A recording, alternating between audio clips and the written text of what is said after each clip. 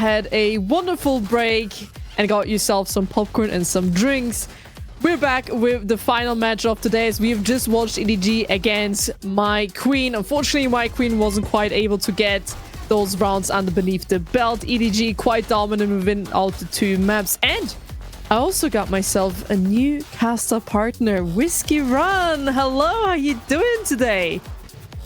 Morning, good evening, Dianic, and I am so happy to be here. Finally, another play day here on the CNL, and this time upper bracket semifinal and qualification to Salt Lake City.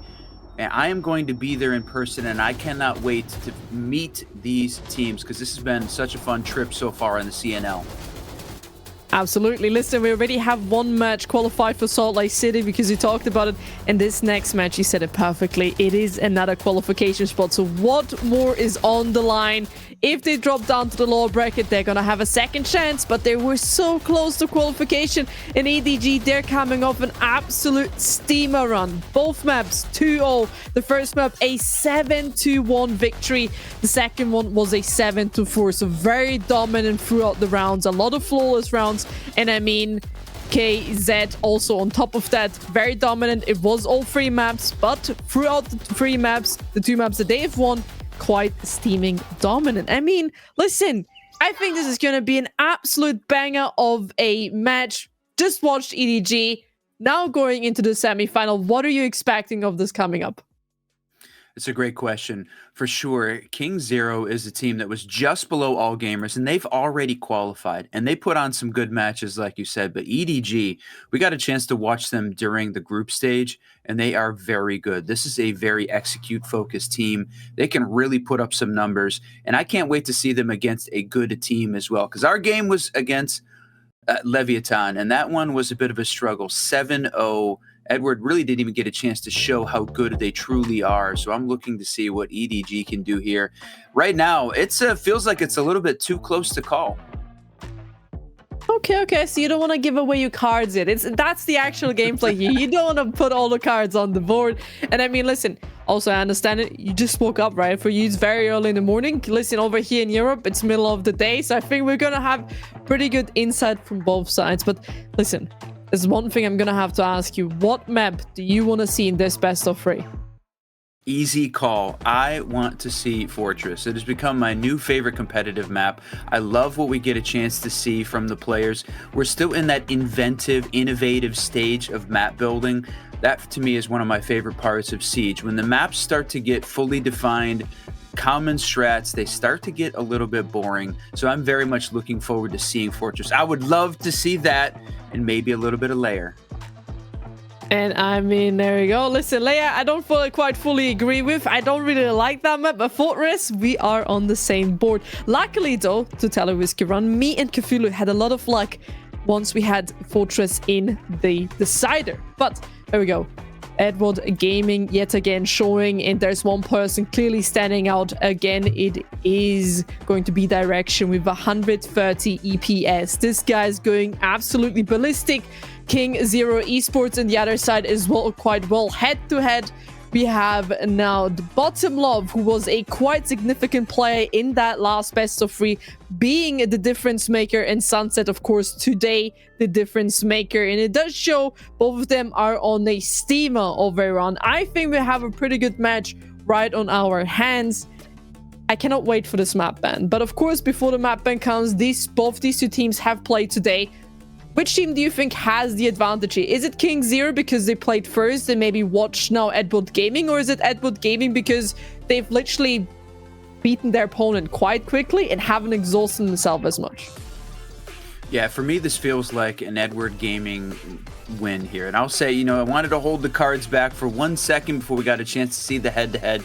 But for me, EDG just was so good in the game that we watched. It feels like coming off of beating My Queen is certainly going to be the momentum that they needed. And one of the interesting things in the head-to-head there was Sunset. You saw the operators that he picked at his normal play. the Tachanka and the Blitz are a little bit off, and that to me feels like a team that is very fundamentals based, like Edward Gaming. They can take advantage of a highlight player that plays the off picks and can shut them down. They feel like this is their day, this is their moment, and qualification for Salt Lake City in just a couple maps. Here again, we see Edward Gaming direction, big influence on the other side throughout every single map so far played. We see the scores are kind of the same, right? Every single player pulling their own weight, and that is something all the team needs, right? Having a player like direction, perfect, right? He can do the frags, he can do whatever he wants. He is the team can rely on, and in the hard moments of a clutch, he's the person you want to have. Of course, the brain behind that is Mentalist. On the other side, we see every single player being quite neutral, every single one on the 100 EPS. That means every player is performing to the expectations of their score, and that's basically all that EPS means. If you're above 100, that means you're just overperforming as you're neutral. It's actually surprising to me how even both of these teams are from an EPS standpoint. Typically, I mean, in most of the other regions, you've got a highlight player that'll typically be that entry guy, carry the team. Somebody else is sort of hanging back, running the IGL side. We see this with Shopify Rebellion and the infamous Canadian, right? Normally not at the top of the EPS list, but such an important part of that team. Both of these CNL teams sitting at nearly 100 EPS for every player. That is a true cross-team contribution. And honestly, I'm a little bit surprised at how even both of these teams have been throughout the playoffs. This dynamic, I think, is going to be an absolute match for the ages. And you know what? I said EDG, but still, this is going to be very close. Oh, absolutely. I also said this early on before we went to the break. I said this is going to be a free mapper no matter what. I mean, you have two really strong teams. Of course, on one team, you have one player maybe performing less, but others do better. In this team, it's nearly completely neutral. I mean, only to 100, even the survival rate, everything above 60%. When it comes to the entries in depth, of course, there's a few players who are stronger at the entry kills and less likely to be strong. But that doesn't really matter, right? Because it all evens out in the end. What I'm looking forward to this next match is genuinely which team plays better together and which team can provide the refrags. We have just seen EDG, and they gonna give it to Mentalist here a little bit. Gotta give him his flowers as well. He knows when to react. He knows how to react. He sees the weak spots. Can KingZero Esports do the exact same or even overbeat that? Because EDG is a really strong team, one of the top contender teams. Do you think KingZero, what do they need to focus on? Yeah, this is a good question. And Mentalist was one of those guys that was on target, on fire for the majority of the game that we saw.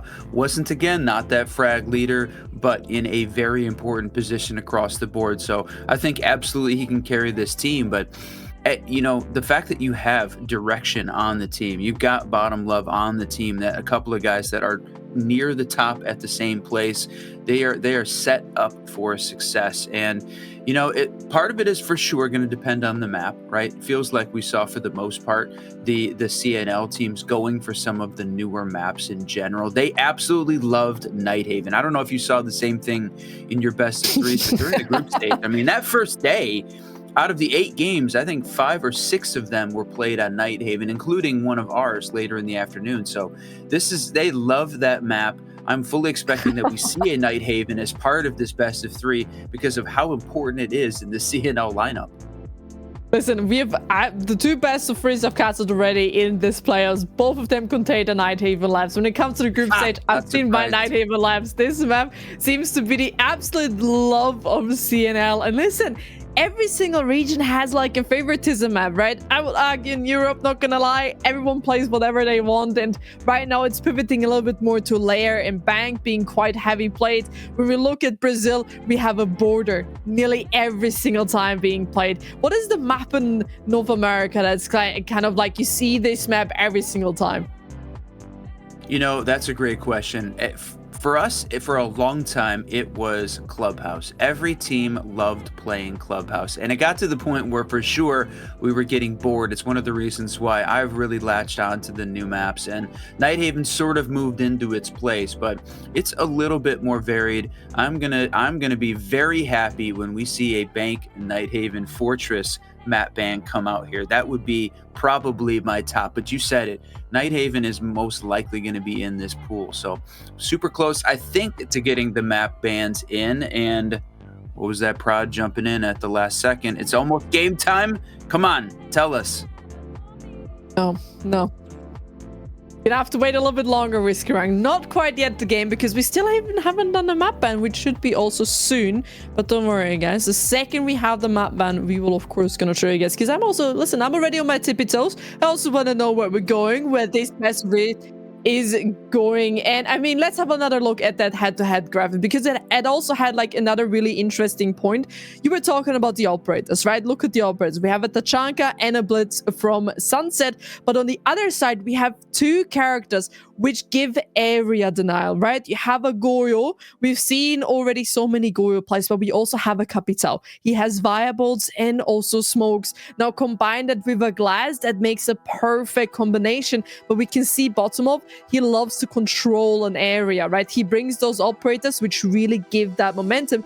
On the other side from Sunset, he is playing aggressive operators on the attacker. Blitz is not usually one of the top picked operators, considering Nighthaven Labs, so I would say maybe Blackbeard or a Monty. But that just means this team, they want to be aggressive, right? They want to have somebody who can say, go in, and that person is Sunset. Yeah, Sunset is a sort of, I wouldn't say carrying this team, but absolutely on the up for these guys. And, you know, one of the things I was looking at stats-wise, too, between the teams is, for the most part, right, we see all four bomb sites played occasionally, very rarely, but here in the CNL, it seems like they are avoiding the fourth sites completely, never playing any of those off sites on any of the maps. And Nighthaven is one of the more even, 57% defensive win rate. So the real shocker to me was Clubhouse at 73% defensive win. So that to me says that they're likely to stay away from that map. And then on the operator bans, it was actually surprising, and you said it, Blitz is not played very often. Seems like Blackbeard more often. Blitz has been banned 14% of the time, so he's pretty far up the list, but below Monty. So that may be the reason he's switching into the Blitz, because Monty is banned more often. But when you're locked in with that set of operators that you want, and bottom level locked into area control and denial, is going to make Sunset difficult for that Blitz to operate. And also, there we go. I believe the maps are slowly but steady ready. So let's have a quick little look. We're going. Yeah, oh my god, we have it, Whiskey Run. A Fortress as a second EDG, giving us what we also desired. Oh my god, this makes me very happy. We have a Clubhouse, we have a Fortress, and we have a Consulate. Nighthaven Labs not being even in the consideration of these teams. Banned out quite early, same as Lair, same as the other maps, which again we didn't quite expect it to be played. EDG, this came off a bank, so not surprising that they don't want to go back there. Maybe the exact same reason for Nighthaven Labs. They have shown their opponents what they're capable of on those maps, so let's not go to them. But we have a guaranteed Fortress for a qualification match as well, which, I mean, what could you want more? That is fantastic, Dai. This is what we were looking forward. Fortress for a qualification map, and it's always a possibility it ends in a 2-0, but you said it's likely for us to get all three maps. And, you know, one of the things we've been talking about throughout this entire CNL series so far is it's being played on land. That, to me, is such a fun aspect of Pro League here. Feels like it's pre-COVID, before, when the teams used to come in and do lands through the entire Pro League stages. This feels great. I think having both of these teams in the same room to build that energy is prep for Salt Lake City that not all of the other regions are getting. And honestly, I love it as a Siege fan. Absolutely. And you know what also this land build whole means, right? These players are getting a lot of experience when it comes just to the tier 1 scene of CNL, but on top of that, they're being prepared to be face on with the other teams which are used to sitting at home, or when it comes to a major, that's always a factor. Can they perform on LAN? A LAN is always different, right? It comes to the ping, it comes to the LAN build, right? It's never the same as when you play online, and they're already early on getting that experience. They're building that up, so when they're then facing SAL team, EML, NAL, even APL teams, the LAN factor is not going to be there for them, but maybe for another team. And that's where they can build this advantage, right? So it gives them a lot, but also, as you said, it builds the team play. It builds just the synergy as a team, and they're quite young teams here. So they haven't been together for all too long, meaning this is also much more important that they are right next to each other, that they can look at each other, be supportive of each other. If something doesn't go right, they're right there for each other. Just like the coach, he can give them those emotions to the players. Yeah, and you bring up a great point there, emotion. It's one of the things we saw during those group stage play days is the teams were very different in the amount of motion and energy that they were showing on stage. Some very reserved, some sort of, you could watch that energy builds as they started to do better and better and carry that forward. And for sure, being on LAN just exaggerates that feeling because it's so hard to build that same level of emotion when you're sitting at home, like you said. So I love the fact that we're getting to play on LAN. And you said it, even though not all of the players are young, the teams certainly are. The collection of 5 players that they've got together on stream, on LAN, in those seats is certainly new relative to what they had been playing previously. So this is a set of teams that is standing up like something is wrong. That was kind of, they're huddling up. The last huddle for game time. Let's go. I love this every single time teams from other regions do that as well. Let it be SL. We've seen, I believe, from FaZe quite a lot, even Team Secret at the SI Grand Final going together. And last, team together screaming, pushing each other, motivating, and just having that last few thoughts before actually going into the game. I'm loving this. Here again, building team synergy, going together. They know they're in this together.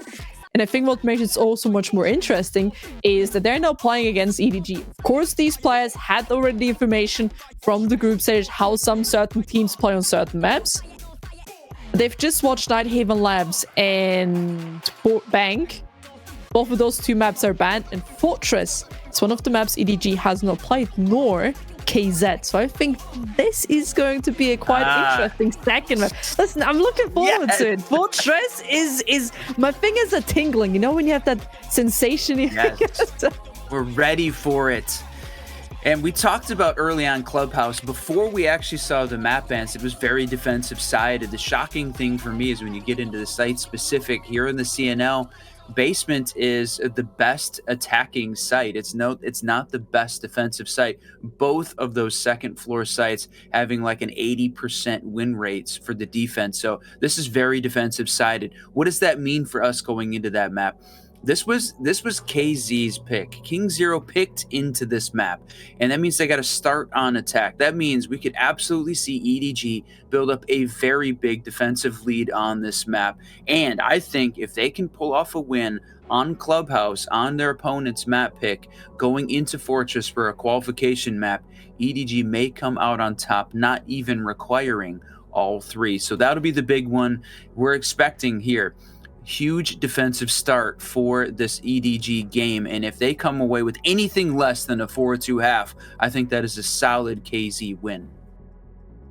Ooh, okay. Early predictions. Now for this first map. What are you expecting? Of course, listen, we have Fortress the second. We're gonna see it no matter what, right? So that's already fantastic. Me and Cthulhu, we had it yesterday on the play day, won already as a decider, but now we have it guaranteed. Our last map, EDG against their opponents, they also had Fortress till the bitter end open, right? They could have decided, but they banned it, so that means they want to kind of go. That they're leaving it open for a possibility. And as guys, you can read on the screen, the game has started. No need to let you guys wait along too much. Clubhouse, the good old 83-17. Wow. That is dominant. The social predictions are heavily in favor of Edward Gaming, and like we said, it's going to come down to the start here on Clubhouse. And honestly, it feels like that could be, I'm aligned with the social prediction here. I don't know about an 80% win rate, but for sure, starting on defense on a map that has been very defensive sided here in the CNL on LAN, certainly gives this Edward Gaming a little bit of a boost. Although we can also hear a little bit of a Chinese cast, but hey, I'm really excited for this one, right? EDG, of course, being the favorites because of also Mentalist. A lot of experience coming from him. He's backing this team. He's guiding this team, just like a Canadian who spoke about him earlier. From the side of KZ, we don't really have this one player with the experience, right? So they need to really get experience step by step, every single game, and build that. EDG, of course, having that favor. Clubhouse is a map like Nighthaven Labs. Everybody knows how to play the map, especially in other regions. There is step by step. It is a checklist map. If you don't do one thing, you're gonna be punished for the second. If you don't open up, for example, CCTV, if you want to go for a garage breach take, you're gonna be punished. So they really have to play this one smooth and be comfortable with last second pushes. Clubhouse is a map. It requires you to make an execute within 20, 30, or even 15 seconds. We see many teams in Tier 1 being comfortable with that. And many others, like Brazil, for example, they don't care. They'll just walk on site, minute left, then they will just do an execute because they're aggressive. NA, I believe you can give the most information of there. They're going really in those last few seconds of the round, don't they? Yeah, the 20-second meta execute certainly exists, especially on Clubhouse. So as we're looking at this one too, I mean, you look at the bans that EDG brought out, the Ying and the Grim. They do not want to have to deal with some of this attacker cheese up chaos utility to start this thing off. And Ying is the most banned attacking operator across the entire CNL at this point. Nearly 60% of the games in the maps she's banned out. So Hibana on the other side, the Hatch Queen is so important there for opening up all of the hatches, and it's going to be a little bit easier getting rid of the Cade, and the Bandit's certainly going to make it easier when they move on to those second floor maps. So you said it, very structured. It follows a process. If you don't get one thing done, you're going to have a problem. And KZ right now working that standard process. Open up dirt, open up the hatches, open up the kitchen. Here we go. Ooh, Talking also about a standard upstairs. There's somebody lurking in a corner. But it's also the roam clear, right? When it comes to a basement floor, you gotta do a top to bottom roam clear. Make sure there's no roamers, no sneaky person in strip or in logi hiding, because that could come back quite easily and bite you back the second you want to do an execute. I also find the operator lineup right now from KZ quite interesting, right? We have a Blackbeard, we have a Sense. That normally tells us that it's going to be most likely a kitchen drop. In case they can't open kitchen, it's gonna be an awkward church plant, right? We're gonna have to use a Sense gadget and not quite really give themselves a powerful cross. But with this, as you said, dirt's open. Stuff is being on. A minute 30 left in the round. They have so much already acquired. When it comes down to EDG, how long can they just not feel the pressure here? Because the pressure is going to be applied very soon.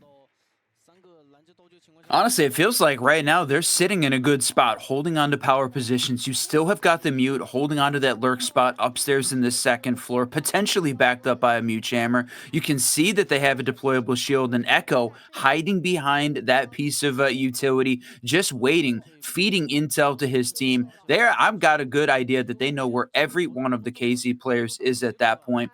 And you can see a little bit of that on the attacking side, that now they're going to break out the Dokkaebi call. They're going to continue to use this. And no, a TK, and they lose direction to start off. Unfortunately, the Corey from Germany has always arrived in the CNL as well. This will never live him down, and neither will it do for the CNL. But a few more kills are happening. 30 seconds left in this round. It's a 3v4. As we can see, the numbers are trying to be equalized. But right now, EDG, they have the upper hand. Of course, the time is ticking down. Even more for a kill. Only one player remaining in a 1v3 scenario. All up to his shoulders. Momo, as he tries to push down the blue stairs, every single one watching in his direction. Shotguns he's gonna have to face, echoes, and so much more. Look at everyone holding his angle. Nothing he can do. His destiny was already written in paper. Wow. There it is. Solid defensive win here. A little bit of energy over on the Edward Gaming side. And KZ, okay, that's the first one in the bag. We said this one was more likely to be an attacker win than defensive because the second floors are even more defensive sided. But even despite losing the operator in that in a TK, losing direction early on, they had great intel on the KZ players. It just was a late start for the execute and certainly did not work out the way that they expected. And you know what? I'm kind of hoping that Momo wings. That's an Avatar Last Airbender reference because I love that show. Oh my, you have just brought up such a childhood memory. I have not heard about that in a while. Oh my god, Whiskey Run. That's great. I love that. I love that. Can we make that a thing? Can we make memes out of that? Can we Are we allowed This to do guy's that? for sure Momo. He's flying, right? He's right alongside He the might be rest above of the the crew. skies. Listen, if they qualified, yeah, I'm gonna drop the line that Momo is flying above the skies. Listen, I'll drop it. it's I've written it down. There he is. Yep. The observer catches him for us as we're talking about him running the Twitch. I was gonna say that in that last round, I really felt like Twitch could have done certainly a better job across this map at trying to clear out some of that defensive utility. EDG had that thing locked down for sure, tons of intel, but it felt like they couldn't even execute the hatch drop or really a coordinated attack at the end of that because they lost too many players early on, and EDG's intel game was just absolutely on point and locked in. They've completely switched it around though this time from the EDG defense side, and they went area denial heavy as opposed to the intel deny with both of the clash and now direction onto that Azami combined with the Goyo. Yeah, they're going to have this space locked down. More space is now slowly but steady being taken. Main breach on CCTV has also been opened. But I fully agree with you. Twitch now also, of course, needs to do a lot of the util removal. There's a lot of Goyo canisters. The second they're removed, it's going to be a lot easier for them to push in. But there's already a clear plan, right? We see the demos. We can also see the setup towards CCTV. So Cash is going to be important for them. But after Cash, they're going to have to go into highway, right? They're going to have to deal with those Goyo canisters. Early on, if they're taken out, less things to worry about. The more there's to worry about later on, the more it's going to be difficult. I'm actually a little bit surprised at how much this EDG defense has given away the whole Cash CC side, garage side of this map. I mean, basically nothing over on that side at all. They've completely given it away. They're going to allow complete opening here from the construction side for KZ.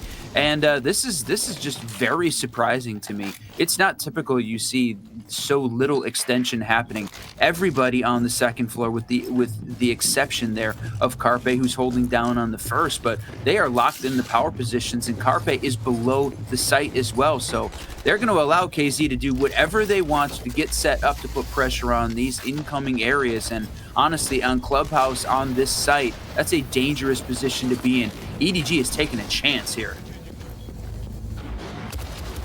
Really doing their best, but down below is going to be the first kill happening. It's going to be the Deimos gone and removed, but look at the time, 28 seconds. And there's another one, KZ just losing so many numbers. It's a 1v5 all of a sudden. He may find one as a consultation prize, but he shall not find anything more. With that, EDG will move forward with another round to their name. Yes, they've given away a lot of space, but as a return, they kept on being pushy, right? They kept on being there, present, swinging, showing that they cannot be pushed back even further and using their utility as best as they can. Those Kiba barriers providing cover, but also making sure that when KZ want to push in, they're going to have to check 10 as more angles than they would have before. Yeah, 100%, and a solid round there from the EDG defense. And look at this, looks like Mentalist on the Clash might be trying to hide that space one more time, or hide the op another time here.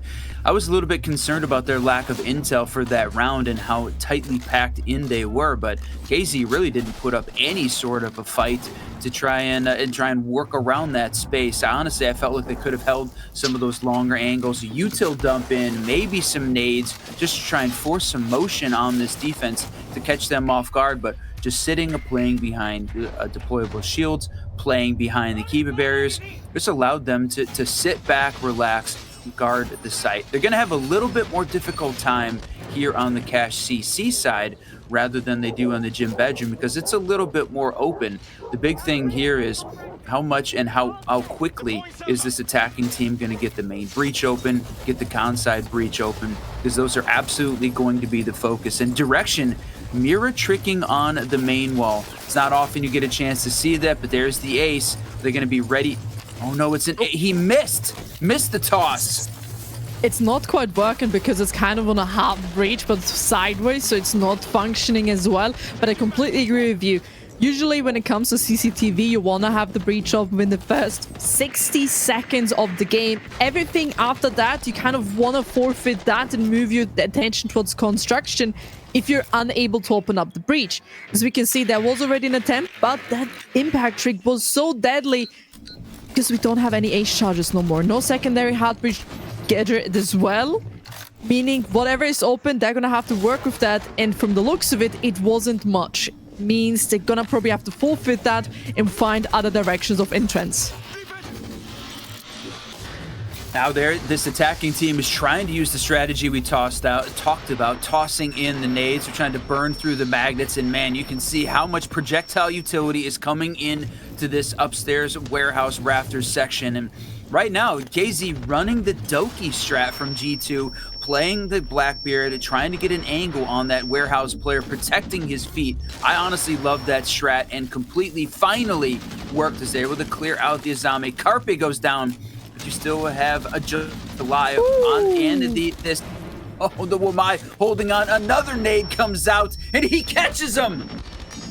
Both are gone, but maybe a third one to go. Unfortunately, Shelby stopped Fiber, Wool, and his Tyranny on the rafters. Unfortunately, it does not seem like they had any idea that there was one more lingering around. That will bite them back, and this is what we were talking about. If you don't have the breach, if you don't have the support, it's going to be so punishable where you're trying to enter. And they've lost 3 players, and look who they have lost.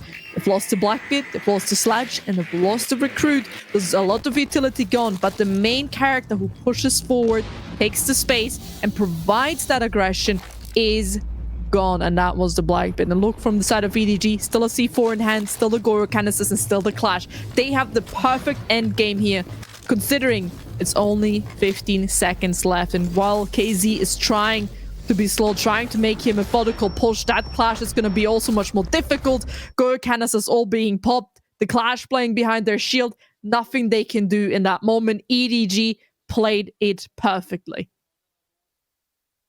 Yeah, they absolutely did, and you could certainly say that KZ struggled to try and get some of the fundamentals done at that point, right? They didn't get the main breach open. They didn't have control over on the con side. No pressure coming in from that. EDG was able to just hold on to cash, hold on to top red, sit back, relax, and wait for them to just jump through the rafters window as their point of entry into the site.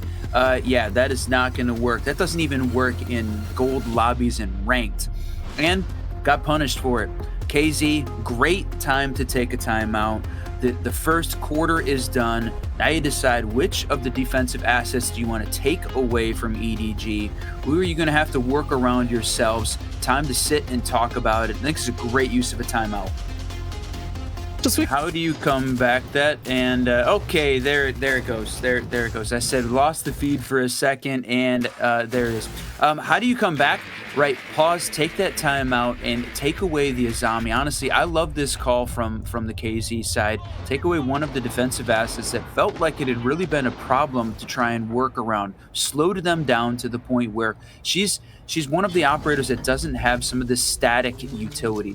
You can toss down those Kiba barriers and change the landscape of the game every single round by getting rid of her and changing it mid-round. You force them into more of this less dynamic and static static utility where, okay, you're going to place down the oil canisters, you're going to place down the mirror windows. Those are known assets that you clear out those, clear out the castle barricades and just cause a little bit of chaos, answering back for what direction and the L is bringing.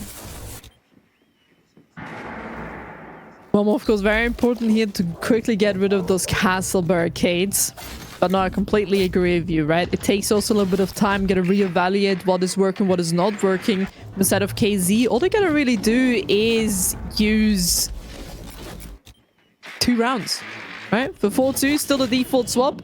As long as you have those 2 rounds, everything is good. And also, guys, welcome back. Technical issues, I presume, has been fixed. What we were just talking about is everything else and how KZ can come back. But I think the most important question right now that I see here, Risky Run, is it is a basement floor. They just won EDG quite dominantly. And it kind of seems like they want to do the exact same as before.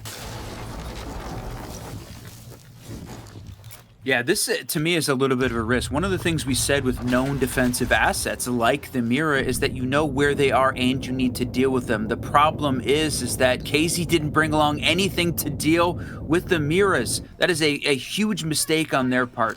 No Twitch, no Ace, no Kali even to try and work around it. Hibana maybe, but she's so focused on getting the hatches open. I don't know if she's going to be in the right spot. And holy cow, though! What a win there for KZ. They come out of nowhere in a direct 1-to-1 fight and leave Carpe in a 1v4. But does he know that somebody's sneaking up to his left side so quickly? He has been left all alone. EDG will finally get a little bit of taste of their own medicine. Oh boy, that was quick. Even though, you know, saying they kind of want to go for the same approach, but this time they put a lot more stuff into blue and they were quite successful with that. And that is something they need to work on, right? They saw the mistake, the weak spot in the first round. They made a counter strat in the coming round where the same bomb set has been played. Now EDG can decide, should they go back again downstairs or go somewhere else? And they've decided to go upstairs. And I'm hoping for EDG to change up, do something else, hold cash and CCTV this time, put some focus on that side. You know KZ is going to focus towards that direction, and this is what they're doing. Look at this. Perfect adaptation, I'd say. Yeah, 100%. That was a great adaptation for this team. And obviously, winning a couple of those early battles certainly worked in their favor. And despite not having the utility, I'll call it in the right place at the right time, sometimes just walking down the stairs and punching the guy in the nose is the way that you can win the battle. And KZ pulls that off. Glitter and I talk about this all the time as the timeout buff. The team that takes the timeout wins the following round about 60-70% of the time. And in effect for KZ, they take the timeout, they settle down, they lock in, they win round. Now EDG has got to adapt, and what a way to start that off. Fiber comes up big, taking down Mentalist, who was unaware, unshielded at the top of red. That is exactly the way that this KZ team needed to start round 5. And look who's they taking out. It was Mentalist at the same time with the clash. So a lot of utility is gone. But here again, Mentalist, because he is the experienced player, he is the IGL, right? He is the person leading this whole team. He can now look at every single one of these persons, and even through the cam, and guide his team even better. That's why also he can play the clash, right? Because he sees, he can guide, he can do, and his team just gonna have to get the kills. Now, because they're a man down, and also only a minute has passed, this is a great start for KZ, because all they gotta do is take the space now, like the round before, and minimize the risk. Don't take unnecessarily gunfights until the setup is completed. Yeah, and right now working the setup side, and we saw this from EDG back on round 2 when they played this site, is that they were very much focused on holding on to the site. Very little extension, very little roam game. Carpe is the one guy who's downstairs on the first floor again, but the rest of this team locked in. So they're playing it very similarly. That gives an advantage there to KZ, knowing that now they don't have to work around the Azami, changing up the landscape. You've got the EDG team locked into some of that space, and you can see the orange outlines. very much focused on the highway con side take at this point. And the only question for me is they've got no Logi pressure. They've got nothing coming from the main Jacuzzi breach. That might be their downfall. It's going to allow EDG to operate and move around a bit unencumbered. Nothing really to stop them from pushing towards that side, not even right now when it comes to Logi. There is the fight. Of course, there's some players there, but it's still a little bit wonky. One in gold, of course, one dropping down the hatch. The team killed Fiber. You gotta look at the opponents, not who your own teammates had. It's a 2v4, of course, man advantage for the side of KZ. EDG left one player all alone in a 1v4. 30 seconds left in KZ. Perfect comeback here after a 3-0 down. That tactical timeout, whatever was said, it was the perfect recipe because these players have just gotten 2 rounds back to back. Man, what a great round. You said it perfectly said in that timeout, and they have completely changed the vibe of this entire room. They're on land at this point, and you know that EDG was feeling good, but you can see it on their faces. You can see it on the cams, touching foreheads, heads down. They are definitely worried at this point. This is not the last couple rounds that they expected, especially after the 3-0 start to kick this thing off in the first quarter. KZ right now, wow, what a changeup that this team has had. And despite the fact that we see Fiber TK, right? He has padded his kill count. I think that's his second TK at this point, and there it is. Thanks for showing that on the highlights, guys. Well played, Fiber. Sorry about your luck, man, but you know what? You lock in on the teammates, and that KD's going to keep going up. Listen, I don't think he wants to really be the new Corey of CNL. we already have a Corey, and he's in Germany, right? Trust me, Fiber, it's not worth it. I know your name is gonna then be going all around, but it's not worth it being the Corey of CNL. It's a tough position to be in, but I'm pretty sure, of course, again, he's gotten a lot of kills within that round. Yes, one of them was the team kill, but he at least got the revenge kill on the opponent. So it wasn't completely useless. He was really well, dropped down the hatch in the perfect time, applied even more pressure. And in that moment, when you are the player in gold, you see one dropping, you see 2 pushing, what do? Gonna have to really spray and pray. Unfortunately, he didn't quite do that. But it's the last round of the defense for EDG. After this, they're going to be swapping to the attack, and right now they can still close this one out on the defense and make this a 4-2, which they should definitely be aiming for. That's a good point. We were seeing all 4 of the orange outlines there from KZ holding on to the Logi cache side, but they did a great rotate to try and take that Logi space and clear it out, but now they're going to need to do some of the same. The hero from the previous round, including a TK Fiber, goes down to a well-placed C4 from the EDG side. They're working the normal pieces of the lineup here, and wow, hiding on top of the jukebox. That's a new one. Now, the way that we saw KZ on the attack win this previous round, you said it, amazing blue push that just worked. Now, feels like right now Momo in that the pair of shields here pushing in sort of solo. It's just backed up by Blackbeard over on the dirt side, and that does not feel like enough assets in play. Carpe, on the other hand, getting himself a double kill, all up to 1 player remaining from KZ. Unfortunately, even though they wanted to create a pinch from the side of Dirt and Blue, the Toxic Babes, and the C4s pushing in along Monty, your shield is going to be all too far wide from your body. He had, unfortunately, too little support there. He will find one. He knows where the second one is, but he has enough time to isolate. If we're being realistic, 50 seconds, 4 players, more than enough time. Only issue yet here now is the Toxic Babes. It will slow him down. The Echo Drones. This will never be and should never be a victory for KZ. EDG, they need to be disciplined. No need to swing in and no need to do it alone.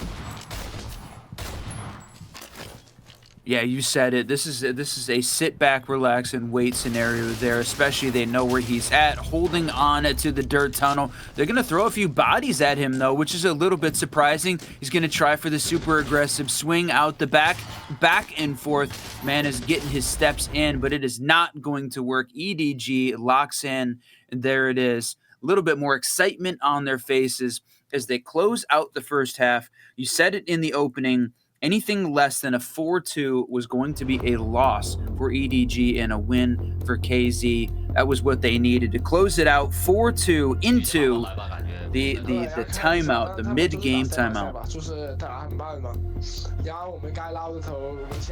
Of course, we have listening in now as well. Do you speak Mandarin? Do you speak Chinese by any chance? Mei Wen Ti. I speak a little bit of Mandarin. No problem is what I said. My favorite Mandarin joke is Mei Wen Ti, Walai Ni. Don't get them mixed up. Walai Ni means I love you. Damn, that's any chance you're capable of the language that much? They can give us some insight what the players are saying. I is wish, that too but far?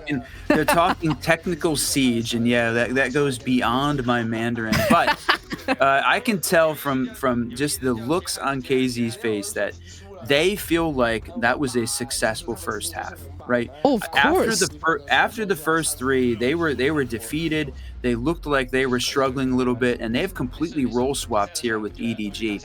The vibes on this side of the land tables looking much lower. They do not look like they're in the same place they were at the end of round 3. And the mental game in Siege almost as important as the technical side, especially on LAN. And we know that obviously EDG has got a ton of LAN experience in Mentalist, but is that enough to try and pull this team back into a winning position? Because now KingZero gets to jump into their defensive half and the stronghold here on Clubhouse. Absolutely, but as you said, I mean, they've already kind of brought back the 2 rounds. It's the bare minimum what they need, and that is not a bad outcome, right? KZ, they're in a really good, comfortable position. Of course, they're 2 rounds down, but that is absolutely fine for their spot. They're going to the defense now. It is a little bit more of a defender-sided map before to split completely all okay. From the side of EDG, we know they're very calm, very collective. We saw it also in the last match that they played against My Queen. Even when it came to the tactical timeouts, very calm, collective team. I do agree with you. KZ, they seem very happy, right? They've just came back from a 3-0 to a 4-2. You want to be happy, keep up the vibes very high. Because of course, my personal opinion is mentality sometimes matters even more. Because you can be a great player, but the second you give up the mentality that you can win, you will never win that. If the IGL gives up, nobody's able to bring him back, the whole team is going to lose. Mentality is so important when it comes to tier 1. Yeah, 100%. This is one of those things where you get into the mental game, but as they start off on the first round, we said Basement was the defensive side that didn't have the highest win rate. The second floors were better for the defense, so I'm not surprised to see the KZ defense start here upstairs. And the ban's not surprising there from the EDG side. Get rid of the Cade, get rid of the Bandit, same as we saw in the first half of this map. So important to work on getting those walls open and hatches. So they need to be able to have that in play no matter which site they started off. But again, that leaves the Azami, the Mira, the Clash on the board, and all 3 of those power defensive ops going to be on the board there for KZ. They're not going to have to deal with the Thermite or the Grim, but that leaves Solid Snake on. And we didn't talk a lot about Solid Snake because KZ never picked into him, but wow, what a place he is in the meta currently. Solid Snake, wall hacks direct from Ubisoft. You can tell exactly where the defense is and what direction they're looking. Such a powerful operator, and gets to run the F2 or the DMR, both solid choices in the current meta.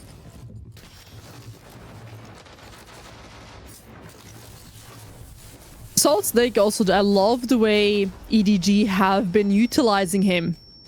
Right, especially I watched also the last game, casted it with Cthulhu. Every single time there was information needed, let it be execution, let it be early start. First of all, Solid Snake used his gadget, and then the push happened, right? First of all, there was information and position confirmed, and then there was a whole collapse on that singular player, or when it comes to the bomb side. I love that they're utilizing him, and I want to see EDG do that a lot more, and I hope to see that KZ realizes what big of a threat Snake actually can be, but also other operators. It really comes down, they need to find an operator which they can take away from EDG, which is going to hurt their information game. Because when it comes to information, Edward Gaming, they're fantastic at it. Right now, they are very focused on that Jacuzzi breach, running the Ace to try and get that to the Mira trick open and open up the following wall into the bathroom. And it was only Clash that was really defending that position, so allowed Ace to try and just work on getting it open. And they have the crouch hole open. Oh no, it may have Ace glitched. It's hard to tell whether or not there's a line there, but it looks like they've got the crouch wall open here on Jacuzzi. Long-range DMR shot there from AR shot there from Carpe, holding on to that space.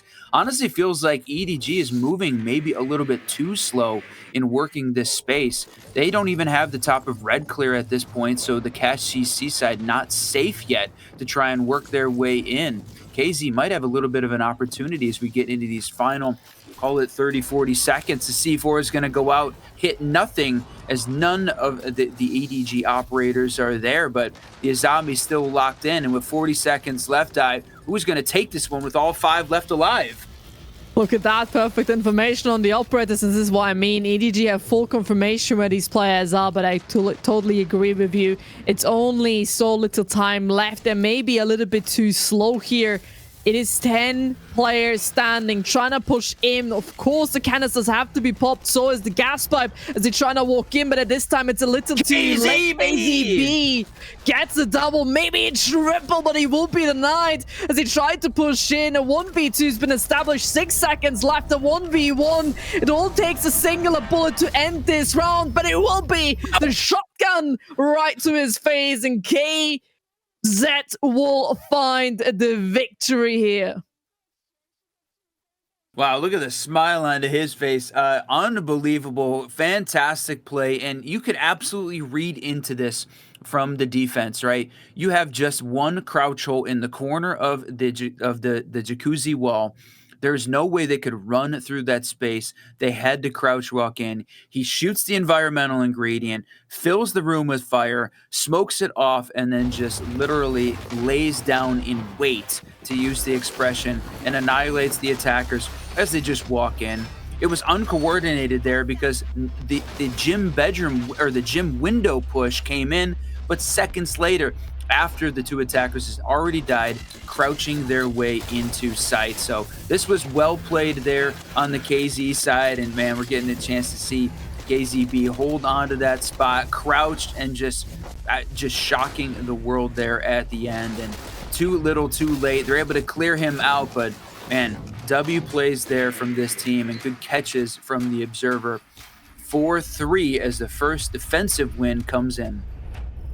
Absolutely, but there's something you said earlier in the last round that really kind of just explained the whole round. EDG were just too slow. They took their time maybe a little bit too much. Yes, you have to be comfortable on Clubhouse to play really slow, go in those 30 seconds or 30 seconds when it comes to an execution, but every single player was alive. Gas pipes, Guru canisters weren't clear. There's still so much utility on the board, which they didn't deny at the beginning, which caused them to have so many troubles.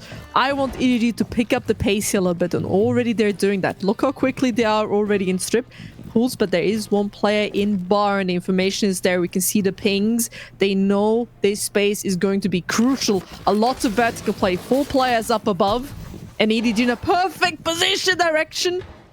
Looking away, nearly losing his life there. But look at them pushing in, trying to annihilate this player and remove him from his spot. As for right now, KZ, they're not going to lose any members, so will not EDG.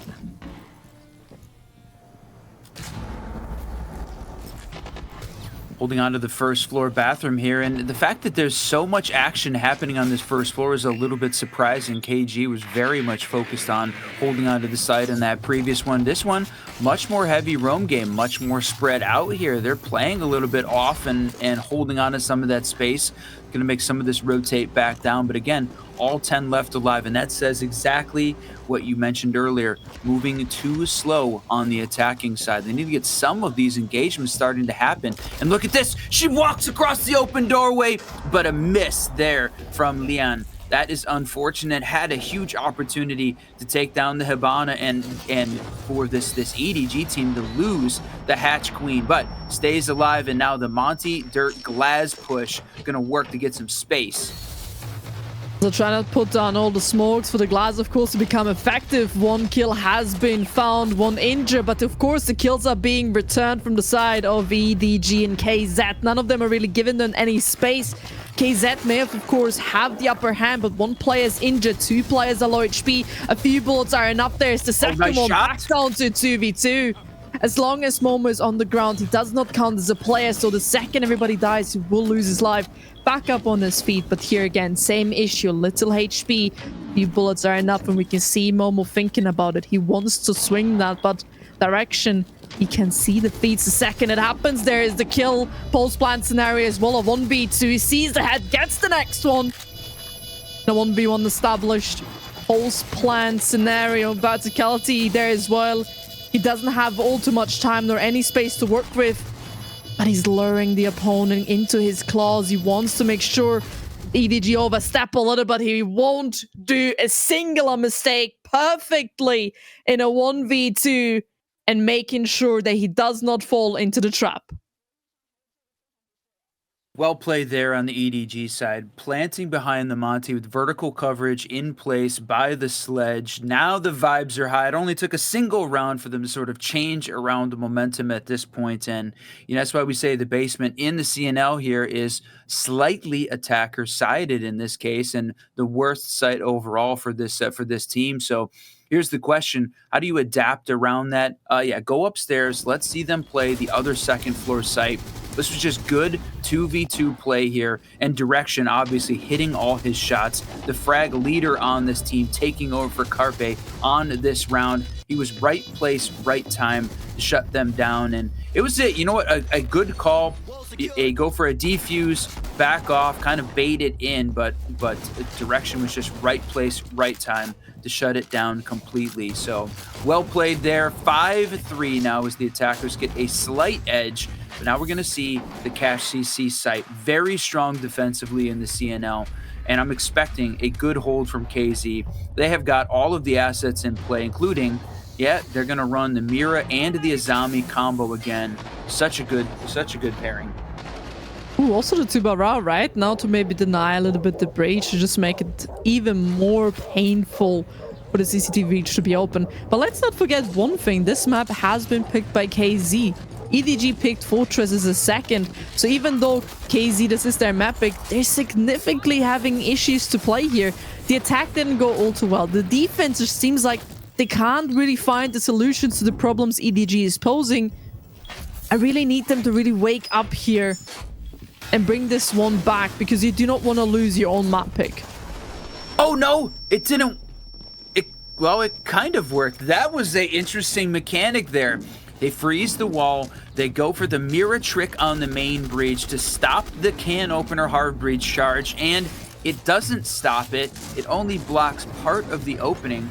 Honestly, I think that probably worked from the way that they were expecting. There are a little bit of sight lines in through that main breach, so they're not going to be able to move around freely through that CC side, but they can't use it as an entry point there. They're going to have to work on getting a second hard breach charge in to try and open up that space, and with C4s on the board, a pair of them, that's going to be very difficult.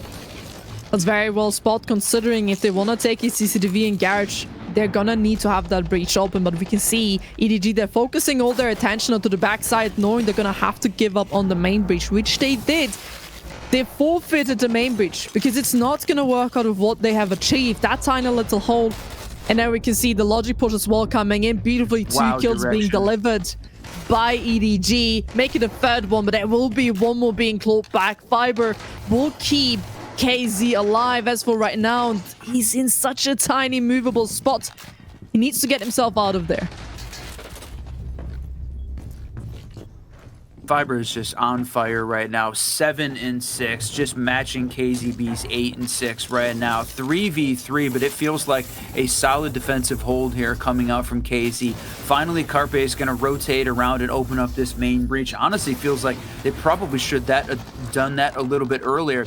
They pushed the Logi advantage, and KZ was ready for it, completely shutting them down. And this is a very similar hold to what we saw from EDG on this site previously. Top red, hold on to cash, a little bit of con hold. They have got this thing locked down. EDG has got their work cut out for them in the final 19. Problem is no hard breach gated to open up here the Raptors wall in order to not jump through the window. The flashbangs are going to be useful, but they need to make a step into the bomb site, and they're going to. Plant is happening now. We know where the players are, and it's the last man standing. Unfortunately, they cannot do anything because Fiber, well, he decided mid throughout the game to make sure that EDG, they do not run away with a match point already. Huge deciding factor. He played it really well on the side of Con. 100%. And, you know, when you take a look at the score line, actually, we started out obviously very EDG-sided. They take the first quarter, first 3 rounds, complete domination for this team. Since that point, it has been very back and forth. We haven't seen a team win 2 rounds in a row since back on rounds 4 and 5, and we're into 10 at this point. Back and forth at this point. This is like KZ here woke up. They maybe didn't join the server initially, and now they absolutely have locked in. We are in a qualification match for Salt Lake City. This is a must-win scenario if you want to qualify in the first run. Both of these teams have the option of the lower bracket, but nobody wants to make that lower bracket run to qualify for the major. Both want to find the win, and this is KZ's map pick. KingZero looking to make sure they win here because we are going to Fortress next, and that one is a lot more of an unknown. Listen, Matt, also curling when you say Fortress is the next map. What can I say? Let's go. I'm just speaking my truth. I'm so in love, man. I love Fortress. I love what we're currently seeing here. Both teams are very high skilled. Of course, they have both different strengths and of course different weaknesses. As for right now, EDG, even though I completely agree with you, they should have rotated out earlier. That was way too late. But KZ on the other side, they relied a little bit on hero plays the last round. They needed somebody to step up to the plate because they couldn't really do it as a team, but Fiber did it as a solo individual. I would love to see from KZ to not rely all too much on hero plays because it will bite back at one point. Kind of crazy that we didn't talk about the bans, but they were exactly the same as they were on the first half. The same 3 operators banned on both sides, slightly different order, but everybody wanting to deal with the same style of gameplay here on Clubhouse. And it's a little bit surprising that Ying was the one that was banned out with how good we were seeing from the shields, how important it felt like Ace was. It does not feel like Ying would have brought that same level of utility. They had not been using her, so we'll see. But you just take a look at direction, running the Solid Snake, using the gadget, able to just run around this map without a worry, similar to how we've seen Jackal run before, is he can just sort of enter rooms and know whether or not the defenders are there, and using that for extreme mobility across this map. They're going to gain some space over at the top of red, finally clear out and gain control of cash, but now they need to make the transition over onto the con side, and was the last opportunity. No mirror tricking going to happen this time around. Last time didn't quite work out, so maybe they're gonna keep those mirrors to themselves. But on the other side, Mira has been banned, so they can't really utilize her anymore. There are, of course, other ones. Very important operator has just been taken out. It was the snake. So all these last second informations where players are standing and no more for EDG. This is one of the best picks they could have gotten early on, because that means EDG, they're gonna have to rethink the strategy. Gonna have to use those drones, so even just face check, they cannot have clear information where players are anymore. 5v4 as the final 45 ticks down, and we talked about EDG moving a little bit too slowly on the attack, setting up some space. Now at least it feels like they've got some of that in, but Azami holding on to the gym side, still utility in play. Jaegers, ADSs, magnets, cams, they're gonna have their work cut out for them, and upside down Repel almost takes a shot. Sunset finally takes down July, and now into a 2v5 with 20 seconds left. Not all too much on the board, but of course there's still a few more kills from the side of VDG. They're gonna have to really have a wonder here, or even a miracle, one may say, if they want to bring this one back. It's a Blackbit and a Capital is a dream, the two strongest players. Mantilus with the brain, bottom love, a huge impact within the last game, jumps into the window, a second is left, one kill as a reward, but nothing more they can do. KZ playing it down clean and steady like before. I was going to say, that's the timeout sound now, is EDG is going to pull off the same strat here and just pause to talk about it, because they have absolutely struggled. 3 of the last 4 rounds go to the defense. They only found success in the basement. Now, the good news is basement is up next, as the defense has found success on both of those second floor maps. And well, look at that that setup he's got on his hand. I mean, really just absolutely locked in for Pro League. They want to make it to the major. Taking a little bit of the time out here in the final 10 seconds. What do you think they're talking about? What's the vibes like right now? Like always, EDG seem very calm and collected. But I do believe that a lot what's going on right now is strats, talking, what's not working, where are the issues? Is it a communication? Is it time? In the last few attacking rounds, we saw they take their time a little bit too much. They rotate around. It seems like they want too much. They're afraid of really being the force in forcing an entry. Which, of course, when it comes to Clubhouse, they need to have you step by steps. But a lot of the times, they had the solution already, but then they didn't act. They waited. They hesitated. That's what they need to eliminate right now. Don't hesitate. Be confident, because they're capable of doing this. I mean, I saw a different EDG when it was a 5-2, and then what we saw in the last round of 5-4, a lot more hesitant and not sure what to do. That's what I need to do. On the side of KZ, I want there to be motivation on their side, right? Motivate, they're laughing, they're smiling, keep up the vibes, because the vibes are currently delivering the kills. This KZ roster has completely switched up the defense strat here. They've taken this time out and really reworked the setup. Mozzie, Scopos, Thorn, we haven't seen any of those operators in any of the previous 4 rounds at this point, so they're very much changing up the way that they want to run this. They don't have access to the mirror anymore, so okay, they're going to work around to play with a little bit of mobile intel, and those Thorn gadgets, right now, they're in a great space. And honestly, I thought we might see them a little bit more often. Increased lethality, opportunities for some late round plays, and changes the way that the attackers are pushing in based on where the Thorn gadgets are, and just a whole lot of intel when they're going off. It's very quick, immediate access to intel. So this EDG team is going to have to push in and hopefully identify these ops, because it's a very different set of ops that they're needing to play around. So a different type of approach. This time is a lot more threat when it comes to really utility and also where the players are positioned. I mean, look at KZB playing a very high risk, high reward position. It's going to have to be quite careful here, but he can waste a lot of time. He does decide to fall off early to really eliminate that risk of potentially being taken out. And I would even argue that was probably the smartest decision he could have done.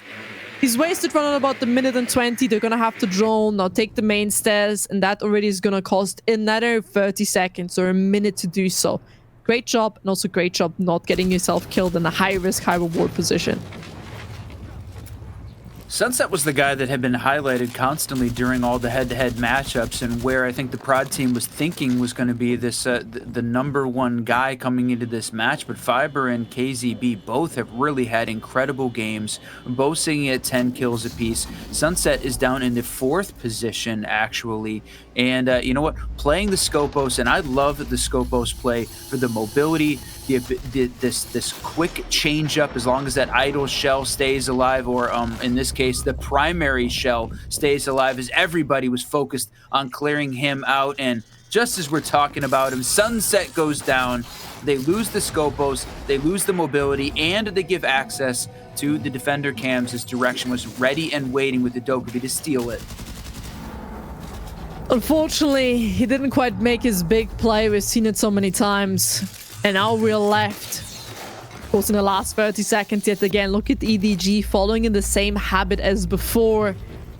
Not all too much time left on the clock and yet so much to achieve, but this time the kills are on their side. They have the advantage and gonna have to commit to something. Momo not being injured, the next one to fall. KZB as the last man now standing. Direction going absolutely huge, close range, but nothing he can do on July is going to do the rest of the work for EBG. I'm confused. For Edward Gaming, there we go. He's gonna do the last step for Edward Gaming in order to get that victory. That means match points for EDG. Another timeout buff in effect as EDG takes that timeout, wins the next round. We said basement was their stronghold. They've won it both times they've played it here on attack. And honestly, that one looked pretty good. Casey had, sort of changed up this strategy, changed up the operator lineup. I don't think it worked the way that they expected. Yeah, the Thorn Gadgets gave him the intel, but they didn't really adapt around it. Mozzie was downstairs to sort of hold up in that space. Didn't really feel like he stole the intel that they really needed. And the fact that they brought along a Dokkaebi to manage around it, they stole all of that intel back, even if Mozzie did have it. So, and then the Scopos was unfortunate, right? They tried for a very aggressive defensive play, super far away, playing on the strip side with right in the outside door. And this EDG attack reads right into it. Focused intensity, clear him out, give access to the camps instantly, and they had the intel for days on that round. Looked very, very good for this team. So now we get to go back up to the second floor sites, and they've one final round here. You said it, match point scenario for EDG, and all KZ needs to do is hold strong on the best defensive site on the map so far statistically in the CNL.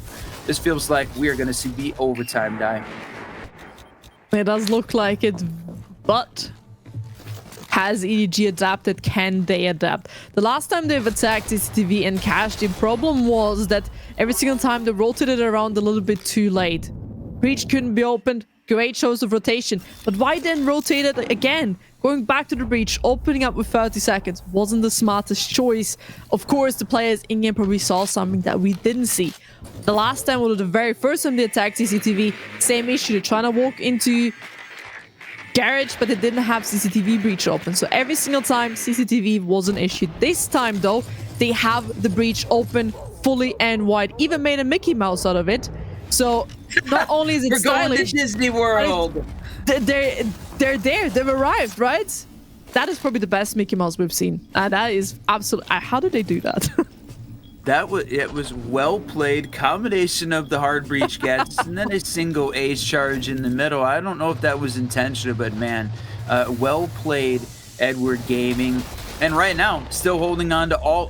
Well, I was about to say it. All 5 left alive until they trade out right at that point. Now we're down to a 4v4 with a minute 20, more than half the round gone. Direction continues to pad his kill count. The man's sitting at 12, 6, and 4. The kill leader across the entire server, except for July, who's not alive right now. They've taken down one of these important points, and Carpe, oh no, is going to pick up 3 in a row! Oh no, Fire in a 1v4 to keep it alive! Oh my god, what did he do? He's looking for more, but nothing they can do. Carpe, the big difference maker. I mean, Whiskey Ron, both of us just couldn't believe what we just saw. I mean, what? Main breach is open, Mickey Mouse style, and on top of that, an absolute brilliant play from Carpe, winning EDG, the first map of this best of 3. And that is the first to a close step to that qualification for Salt Lake City. And when you and I started this broadcast off, we said, if EDG picks up this first map on Clubhouse and goes into Fortress, their map pick, this thing may be over in 2.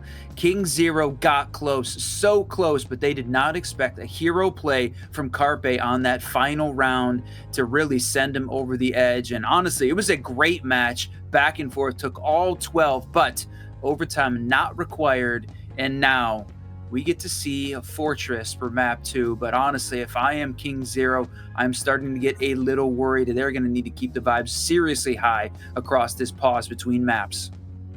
Exactly, but there's another thing, like Fortress, we all know it, it's not too much of a well-played map, even in the other regions, EML, NAL, SAL, APL, right?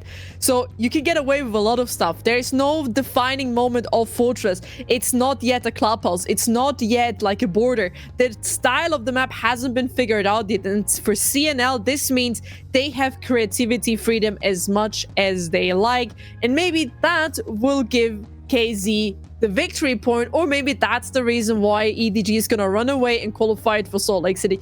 No matter what, both of these two teams have a high chance of qualifying. Doesn't mean because KZ lost the first map that they doesn't have a chance anymore.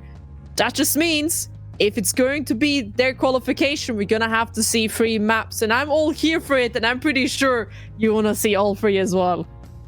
Absolutely. This has been such a great day of Siege across the board playoffs. This is qualification for Salt Lake City. I would love for it to take all 3, but quick break in between maps here and get ready for Fortress.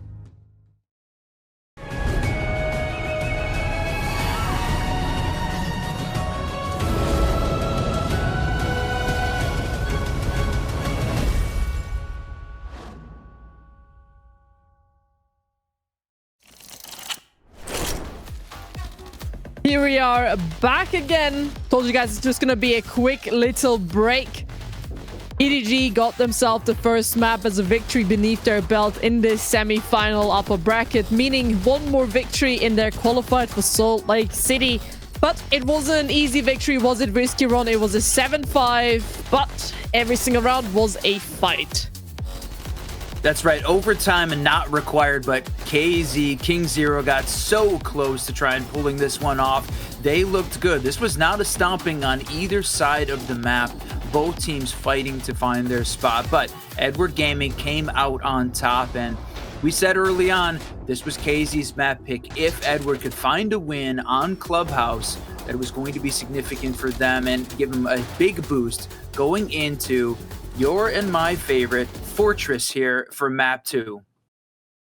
And here we have also a little bit of the overview of this first match. We can see nothing too much surprising direction yet again from the side of EDG being one of the high-performing players, but also on July, maybe one player who went a little bit under the radar, but he has also outshined as per usual. On the side of KZ, of course, they had their fighters, but here again, very equalized. Maybe one player who couldn't quite live up to his weight was Momo, unfortunately not being able to really arrive on the map. Hopefully that will change within this next match, because if it doesn't, that might mean they're gonna have to get another chance in the lower bracket. There is a lower one, but let's be honest, Whiskey Run, you don't want to fall down. You want to secure your spot for Salt Lake in this match. 100%. You want to make it through in the upper bracket, and you said it. Momo struggling a little bit. Just Aang's sidekick on that map, but he is really going to have to step it up and move into a power position on this Fortress map and contribute, right? That was one of the highlights that you and I talked about going into the first map, was that all of the players very equal EPSs going in, everybody contributing, and Momo not carrying his weight this time around and allowing the rest of the team to suffer as a result of it. So, on July, MVP from the previous match, it is time for map 2 as we get into Fortress. This one we're looking forward to. Now, all right, what ops you want to see banned out? And holy cow, that's social prediction. My God, 90-10, Whiskey Run. I think the people have decided EDG is the clear favorite. That means it'll be also much sweeter if it's a complete upset and KZ bring us to a third map, which I would absolutely love. Also, of course, to quickly, before I get into your question, which operators I want to see banned, the MVP was on July. 75% win rate, survival rate. That is absolutely shocking. 130 EPS. So he performed 30% better than what is expected of him, right? We go from 100 and then work from there. I mean, look at this. Absolutely huge player. But to talk about the bans, of course, maybe you wanted some predictions, and I've just talked about the MVP. Now we know the bans. Nothing surprising here, right? Ying, Glass, very used operators on Fortress, seen it on other maps, but also on the defensive side. Very basic, very standard. Nothing outstanding to me. But it's Fortress at the end of the day. So I believe you had just a look at the statistics, which side is the best, didn't you? How many times it was actually played in CNL.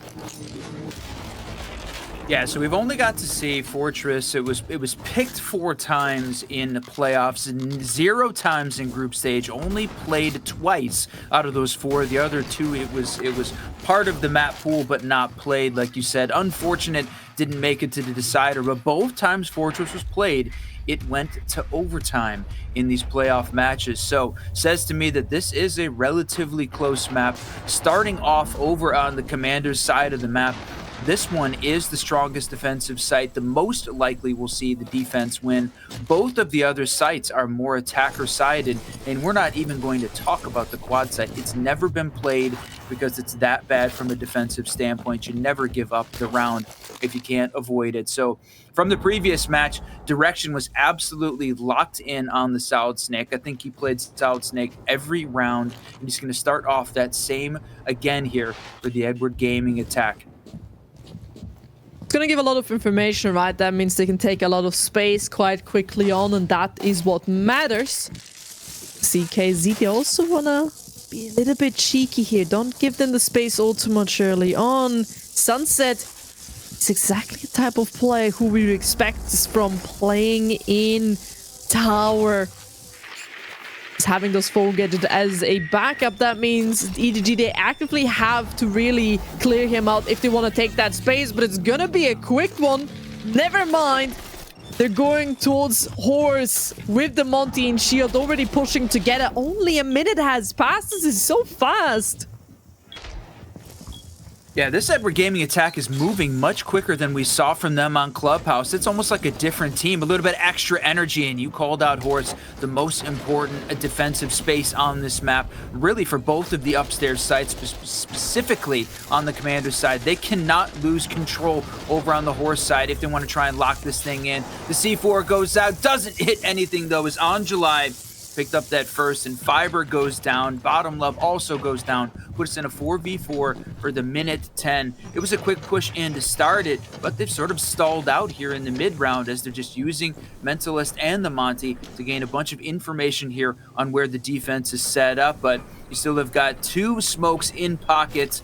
No more C4s, no more impacts. So the smokes are really the only pieces of utility left in pocket. Only a little bit of utility left. Not really somebody who can utilize it like a Glass because he's been banned. But, of course, they're very close on site. Mentalist is now walked in with that shield.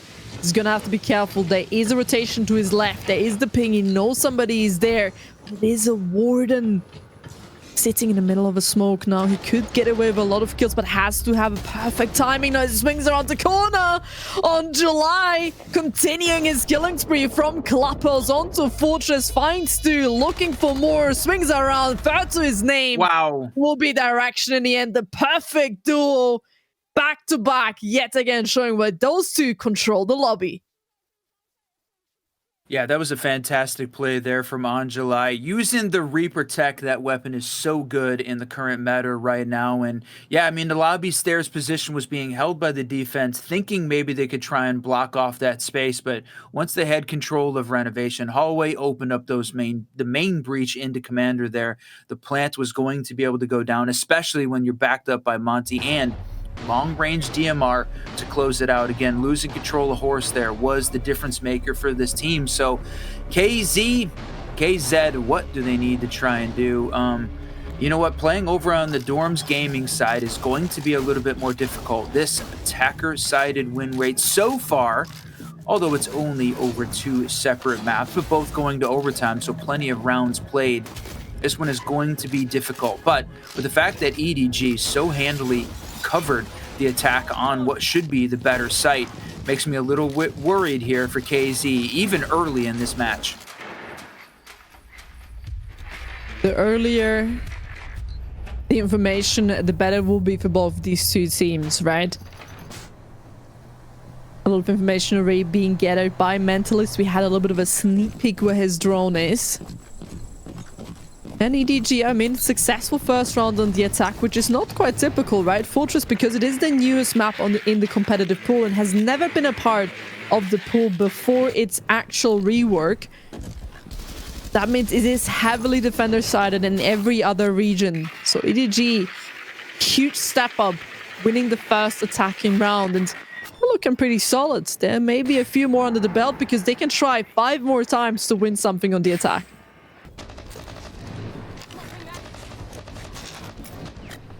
A little bit of work on the drones upstairs, this time running both the Twitch and the Flores here. They're going to clear out all of this defensive utility, and Flores taking his time getting into that space. They're going to open up that softwall just a little bit more, and you can see all still 5 left alive. The first minute of gameplay gone. The barbed wire doing some damage, though. This time, once again, they're trying to gain some space at the top of the lobby stairs and then push in to hold on to that horse area. But 2 area denial ops in play for KZB and Leon. I think that is going to be potentially the difference maker here. Going to make it more difficult there. And look at that, Grim through the drone hole to gain a little bit of intel on where the defenders are playing at. Even more information will make their plan even more smoother, right? They know how to execute. Mentalist will make sure that their execution will be nearly to perfection, but can they then also execute it? As time passes slowly but steady, info is great, but there needs to be some action.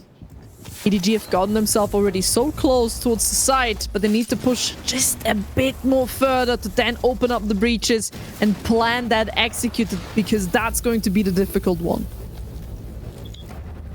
57 seconds left. You still have got all 10, so the kill feed is about to be lighting up, but it's a little bit of a problem here for EDG. They're still having to wait through the fire and the flames, and Smoke still has 3 of his vapes in pocket. That's going to be able to cover a ton of space and slow this team down. They're absolutely going to be able to cover all 40 seconds as long as Smoke can stay alive. 35 die. What's going to happen? 35 seconds, make it more 30, and there's still so much that needs to be covered. Look at these keyboard barriers providing such big of a problem, and even more. One more will lose. Oh, no! Direction! He will find 2 to his name, a 2v4, 15 seconds. Mentalist lost his head. Another one jumps through the breach, and he gets the kill. EDG absolutely glowing throughout emotions, and that's a great second round on the attack. Coming off a victory and the first 2 on Fortress. I mean, what more could you want? Well, if you're a KZ fan, KingZero, you wanted to see a lot more out of this team, and an unfortunate swing, right? Really, you take a look at the Azami play. She's working the Kiba barriers, blocking off-site, holding onto that spot, and then what does she do? Swing into the open arms of the attacker, loses her life and the ability to try and slow that attack down even more. It fell apart. Really, that was the start of the collapse as Direction just started to pad the kill count from there. So a little bit more patience, and I get the confidence that these guys have. We're talking about China Pro League currently, so we know that they have got the confidence that they need to be successful, but that was an unfortunate time swing and started the collapse, the downfall.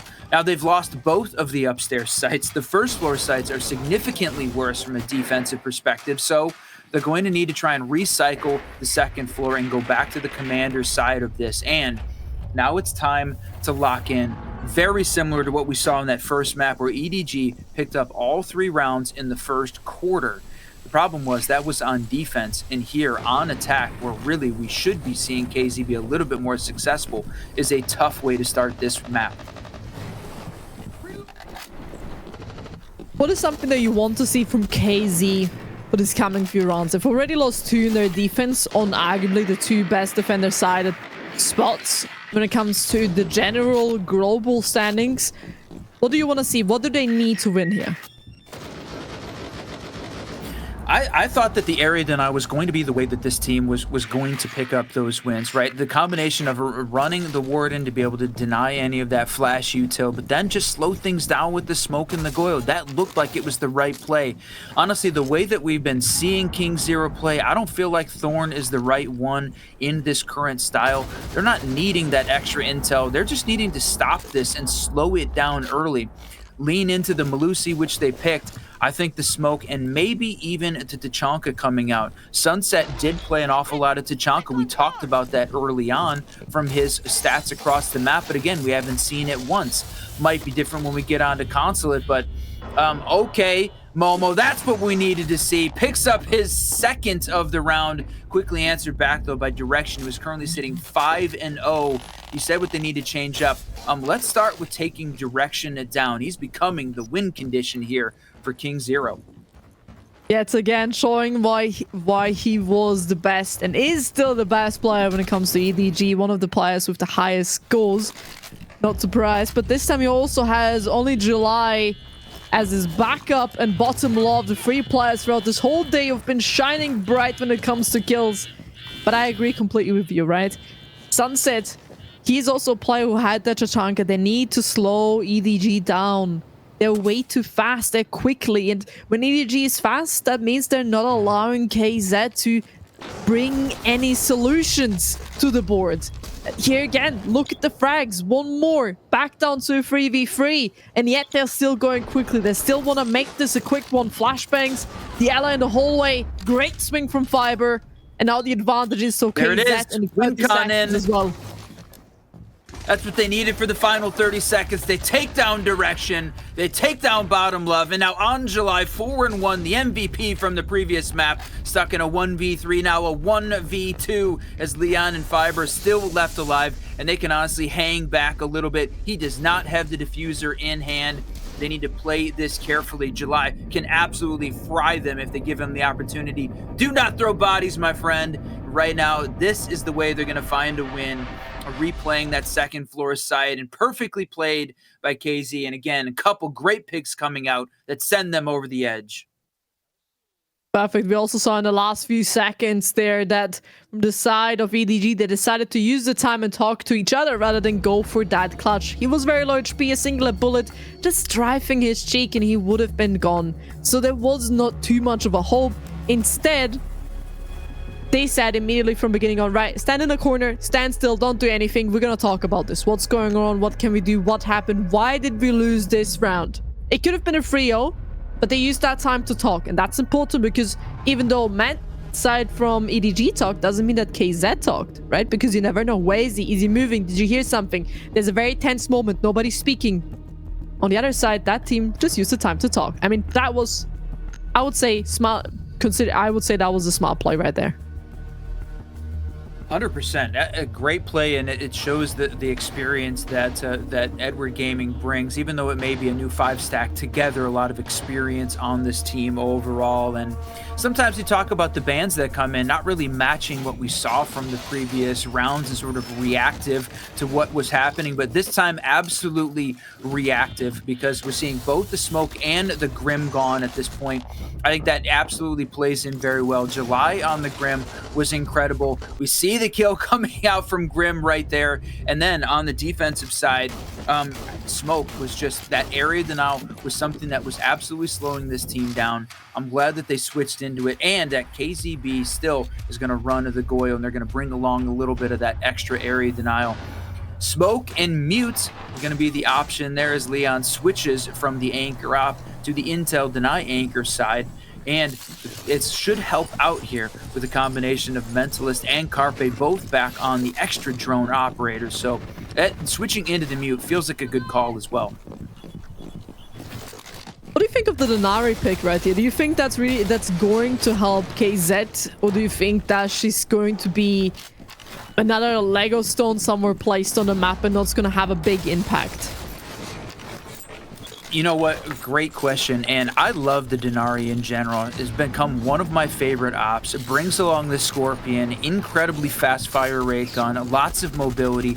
And on the maps where you find good setups for the Denari lasers, where they can cover lots of space, 7 of them total, and they're giving lots of things that Twitch is going to need to clear out and going to run out of charges on those. So the fact that you have 7 pre-placed opportunities to trip up literally with the trip connectors, this attacking team. I like the way Denari is sort of fitting into the meta. And there's a couple specific maps where really feels overpowered, like Chalet, like a little bit on Consulate as well. But Momo going for the extra confidence, and it is not repaid as Mentalist finds his first on an ill-timed run out there from KZ. But maybe he wanted a little bit too much fresh air. There was punished and even more. Carpe, I'm watching you getting 2 absolute huge kills. That means K and Leon is the last man standing. Will be denied at the very end of 1v5. Nothing he can really do. But Carpe, we all were watching you in that moment. Holy smokes, that guy is shooting some bullets today. EDG yet again around on the attack, and now it's starting to get really dangerous, right? A map that is also defender side is starting to become very much one-sided for one team, but for the other, they keep on struggling. I would rather say, of course, EDG is playing this well, but right now I see a lot of mistakes from the side of KZ. And EDG, they're just feeding upon those mistakes. Yeah, absolutely. You called it perfectly. KZ making mistakes. KingZero here not feeling like the heroes as we move through the second map. EDG playing better. And the crazy thing about it is we've been talking about direction. Angelai was the MVP. He was the highlight player during all of the pre-show assets from production. And Carpe has slowly made his way up on the ladder as well. 4-1 so far. You have got 3 players who are absolutely playing lights out Siege on the EDG side, and KingZero has not found a way to match any of that intensity. They've had some good moments, but you said it, making mistakes, and the gunners on EDG are punishing them. I really want to see KZ really slow it down here now. Take those operators. By the way, love the castle here. It's going to be another step to just make sure EDG, they're gonna have to deal with castle, with the problem first, and then find a solution. Of course, in this case, they can just use the nades or punch it a few times in order for it to break, but it costs time, and time is what KZ need. They need to make sure it goes slow and steady. Even though I understand Momo, maybe he wants to pick up a little bit of his confidence the last game. He wasn't as confident. He played really struggle operators in really deft positions. But he needs to work with the team here. Ella is not an operator I see working for them or even has worked in the past. I would have loved to see more of a Malusi or maybe something that just slows down EDG. Yes. Like a pulled C4 or even Valkyrie cameras. You know, information over slowing down also perfectly fine. But Ella, I don't know. There's not even a shield operator. You get what I mean? 100%. This absolutely feels like a mistake, both in operator choice and the way they're playing this one out. The first floor site is 67% attacker win rate, and what does KZ do? 0 vertical presence from this team. Everybody is on the first floor. That is a huge mistake. They're allowing EDG to have complete vertical control, run the gamut upstairs, and right now open up the hatches, give all of this vertical space. They're spending all of this time just working, and all you've got is 1 C4 down below. And Leon right now not using that to try and punish or at least slow down the vertical play. It's a couple of mistakes, both in operator choice, play style, and now execution. EDG is running away with Fortress right now.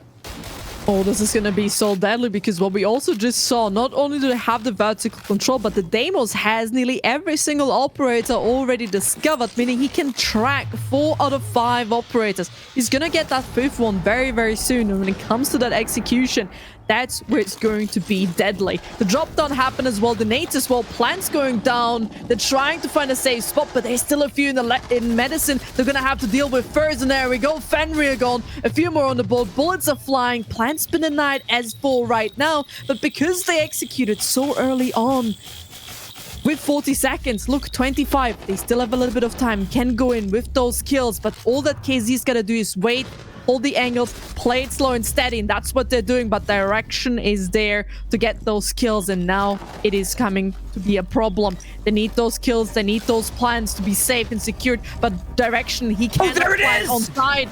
5 seconds. And there will be the kills coming through immediately. KZ, even though early on giving away the space, they waited patiently and they shall be rewarded with a victory. That perfectly played by, you know what, honestly, I'm not going to say perfectly played because it honestly felt like they caught a little bit of luck there. Right place, right time. And even though we saw this team, EDG, go for the plant twice, perfect hold there from KZ to shut the planter down in the final seconds. Explosives used just at the right time on what absolutely I thought going into a first floor attacker-sided site. The defenders come up strong. They upset the table. They turn the stats on its head. And EDG now, I'm not going to say on the back foot, obviously, because they've already picked up 3 attacking wins on this map. They have done the quota. They put in the work. But KingZero not out yet. Well played, my friends. Really, really good. That's maybe another chance for them to really bring this one back as 2v3. Of course, not ideal. You want to have a 2-4 split for the defending side, but they can bring this to a 3v3. Neutral bases, they go on the attack. Everything can still be swapped around. EDG not allowed to walk away here with a 4-2 split. I think both of us can agree on that. Yeah, 100%. And here's the thing. You talked about the shields, whether or not the shields were going to be a factor. And the not exactly the shield, but finally we're seeing KZB bring out the Mira. I mean, she's been available and they had not been running him. Honestly, it felt like a little bit of a miss for Mira to not be on the board. So the problem is KZB had a significantly better map on the previous one on Clubhouse. He was 10-9, currently sitting at 0-5. What a change-up in that play style from him. So I hope playing behind the mirror windows is going to be the difference maker here for this team. I do like the fact that Fiber brought out the Denari again. Didn't see enough use out of that utility, enough effect from it. So we'll see whether or not it makes a chance. And right now, direction on the Solid Snake continues to be the guy that they need to watch out for. Once again, the win condition here for this team. And here again, the way EDG is utilizing Solid Snake is just so wonderful. They stand there, they get the swing, and then he just looks at the screen. He wants to get as close of a perfect information where these players are for the execution, for the push to be so well coordinated. And that's all he gotta do sometimes, right? Direction knows perfectly when he has to engage, when he has to be the fragger, and when he can be the support, or basically the intel giver with this operator. You can see the face here giving a lot of information, but Trigger Discipline, Bottom Love doing this very well, because he doesn't need to shoot essentially. Of course, he could have. Just watch there a little bit, because there's no, okay, he can shoot at the feet, but you want to have a DMR for that job, and it does struggle when you don't have a DMR. Yeah, Trigger Discipline was absolutely the right call there. Intel over attack at this point, and because right now they've been playing this very well. You can see once again, look at all this information that Solid Snake has. All 4 defenders, what direction they're looking as they get ready for this execute. He identifies nobody is looking on the bathroom side of this map, and they are able to quick jump in and plant behind the shield. Solid Snake and direction wins the round for this team. Oh my god, look at Carpe. It's completely walking up from behind, but unfortunately it was a push from the other side. Fiber is really posing a big threat. He is taking on that gunfight, but it will be 1 July.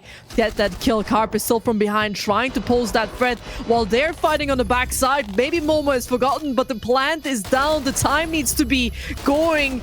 As all of a sudden, EDG, they're fighting back with kills further and further direction, and one and only. This is the 2 names you keep on seeing on the scoreboard, and Carpe, he has done enough. He has wasted time, caught the attention, dragged it towards the back, while the players have forgotten the diffuser is down, and you gotta focus yourself towards the main breach.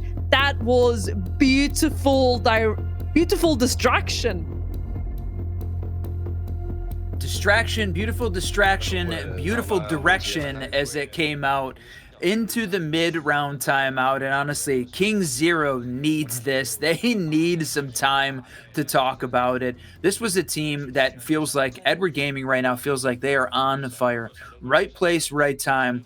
But honestly, that Solid Snake won that round for them. I identified an opportunity for the plant to go down early. They didn't need to worry about clearing some more space. They had it, and the fact that they had walls to tell them was all they needed to pull off a quick mid-round execute. That was a tremendous and well-played call there from the IGL. Edward Gaming's on fire right now. They absolutely are, and I mean, of course, now the swap comes in. We have a listening in, and that's for the people who understand Mandarin. I do not. But here again, it just shows EDG very calm, very collective, talking about the strats. Surprising to see from KZ the exact same. Maybe more what to do here in this side because they are 2 rounds down and they were just on the defense. Not a great swap to go on the attack. But 4-2 downside. Also, if the people are wondering what that white thing on the head is from the Code of EDG, that's a cooling pad. I figured that out a few days ago. That's a cooling pad because it's very warm within. As you guys can see, some of these players are sweating. It's very warm within the arena, so the cooling pad works to cool them. There you go. See some information. Normally on LAN, you see the players holding on to hand warmers because their hands get so cold that they need to try and keep them warm, keep them loose, keep them ready. And it's sort of the opposite here playing on LAN. So many computers packed in such a tight space, pumping out heat. Yeah, I can see that absolutely warming this thing up. So here's the question. Oh, yeah, you know what? Prod jumps in. Bright lights as well. Playing underneath the lights on LAN is certainly a more difficult situation between these teams. And Edward Gaming feels like they are getting forged by the pressure. And KingZero is going to have to come up with something special on their attack. Match the intensity or this thing is over in 2. Love this. Absolutely love with the Clash ban. EDG is a team they always want to utilize it. We've seen it on Clubhouse. We've seen EDG use it against My Queen early on in the game. Before this one, on Nighthaven Labs and on Bank. Every single time Mentalist is on that Clash giving the information. Get that operator out. Because he's so fantastic by giving information. The team can play off him so well. And even the smoke on top of that. Take away another of like really good operator, especially on this map. Space control is very important. Let it be the top floor, let it be the lower floor. You want to deny a plant, and most of the teams currently in this state of the map are going for plants. Kills are amazing, but plants are even more important. We saw it last round. It was what, a 5-5 or a 4-4 that went for a plant? I mean, that's crazy to go in at that time for a plant. Love the bans. I'm genuine. Perfect. KZ, that's the perfect 2 bans. Yep, getting rid of that area denial and forcing this EDG team into taking the alternative route for the area denial. They're not going to bring out the Goyo. Bottom Love is going to run to Chanka. And, you know, if Glitter was here, and we've had this debate many times, is Tachanka the right area denial pick when you still have the Goyo on the board? He'd generally say no. You want to bring out maybe more than one of those area denial pieces. But we'll see how Bottom Love does. He's holding on to the command side of this map, and it's a relatively spread out defense here for EDG. They've sort of, or for KZ. No, EDG. The letters, the acronyms are catching me off guard, but they're very spread out, and that feels like a little bit of a different play style than we saw from KG or versus the way that they played Clubhouse. They were very focused, very bunkered down onto the sites. I like them playing a little bit more spread out. To me, this feels like they're carrying extra confidence into what could be the very end of this best of 3 match. All they got to do, pick up 3 more rounds here on defense to close it out. Ooh, or maybe KZ, this is their time to shine and bring this one back, and then we would see the good old Consulate. Listen, I see KZ bringing this one back. I know it's the attack, but they can work around it. They're an aggressive team. They have the Snake, good operators. I didn't really see them utilize Glass nor Ying on the last map all too much. So even though those two operators for this map are really, really good, it wasn't essentially KZ's go-to operators. They played other ones. Oh my god, it's right on the left side. Wow. Mentalist having a good nose where the operator is, but not quite getting that kill. Honestly, Mentalist hasn't even needed to get kills at this point because Angelai and Direction continued to just pad this kill count. And I was going to mention Sunset. He was the highlight player early on from this from the prod setup and had been relatively quiet. Finds another one and puts himself tied up now 5-5, at least an even KD at this point, and the number one, the highest kill here on his side of the server. For sure, KingZero needs to step this thing up. They are moving just a little bit too slow. They're going to give away some of the intel by popping that trip connector with the piece of utility, but look at this. A good hold here from Angelai. A pair of players. No! He just moves inside. Oh my god, they pushed to keep a barrier close range. He had a perfect opportunity, no idea. Walks himself into death and KZB will step up to the plate. Mentalist. A little bit of aroma all around the map. Going wherever it's needed, but the Demo strike's going to be so deadly close range with that DMR. It's going to be KZ, KingZero Esports, taking this first attack side. Maybe it is attacker-sided.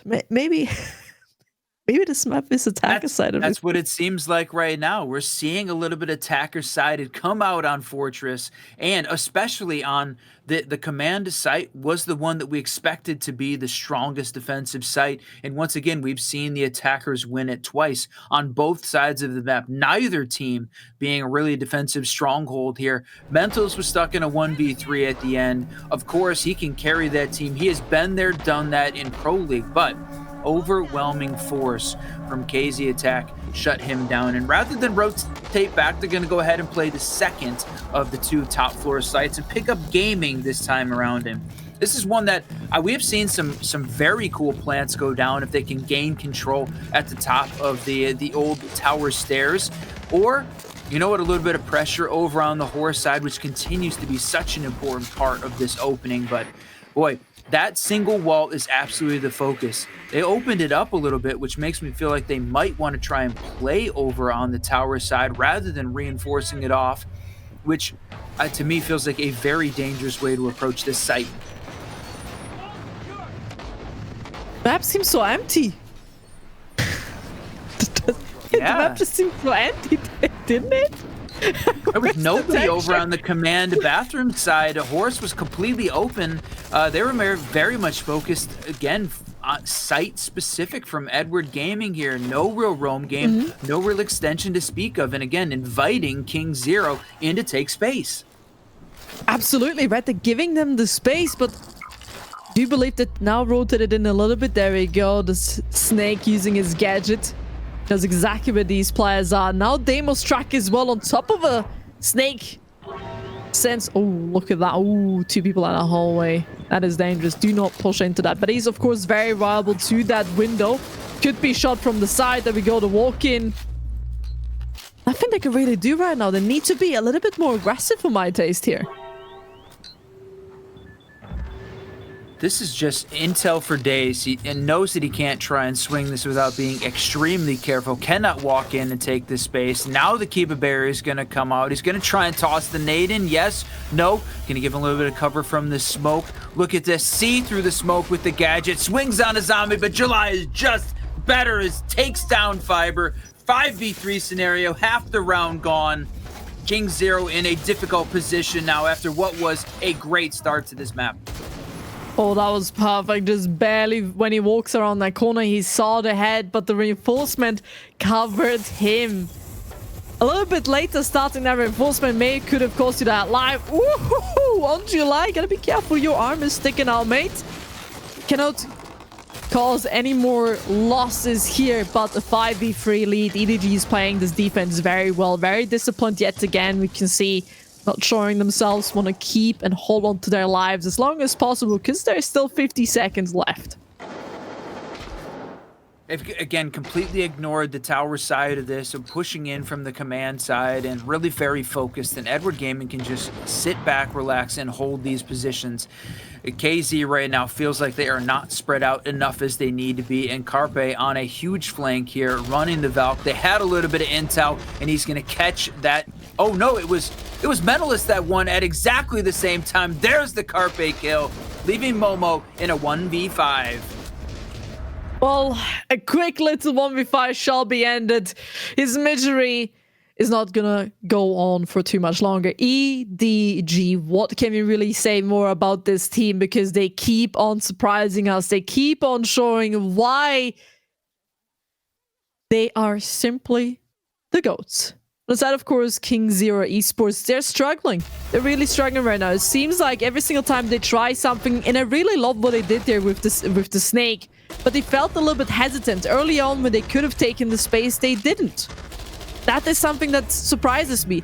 They have the initiative. They want to be aggressive, but when it then matters to be aggressive, they don't push in. They're not aggressive. It's KZ on the attack. What do you need from them? What do you see is one of their biggest mistakes?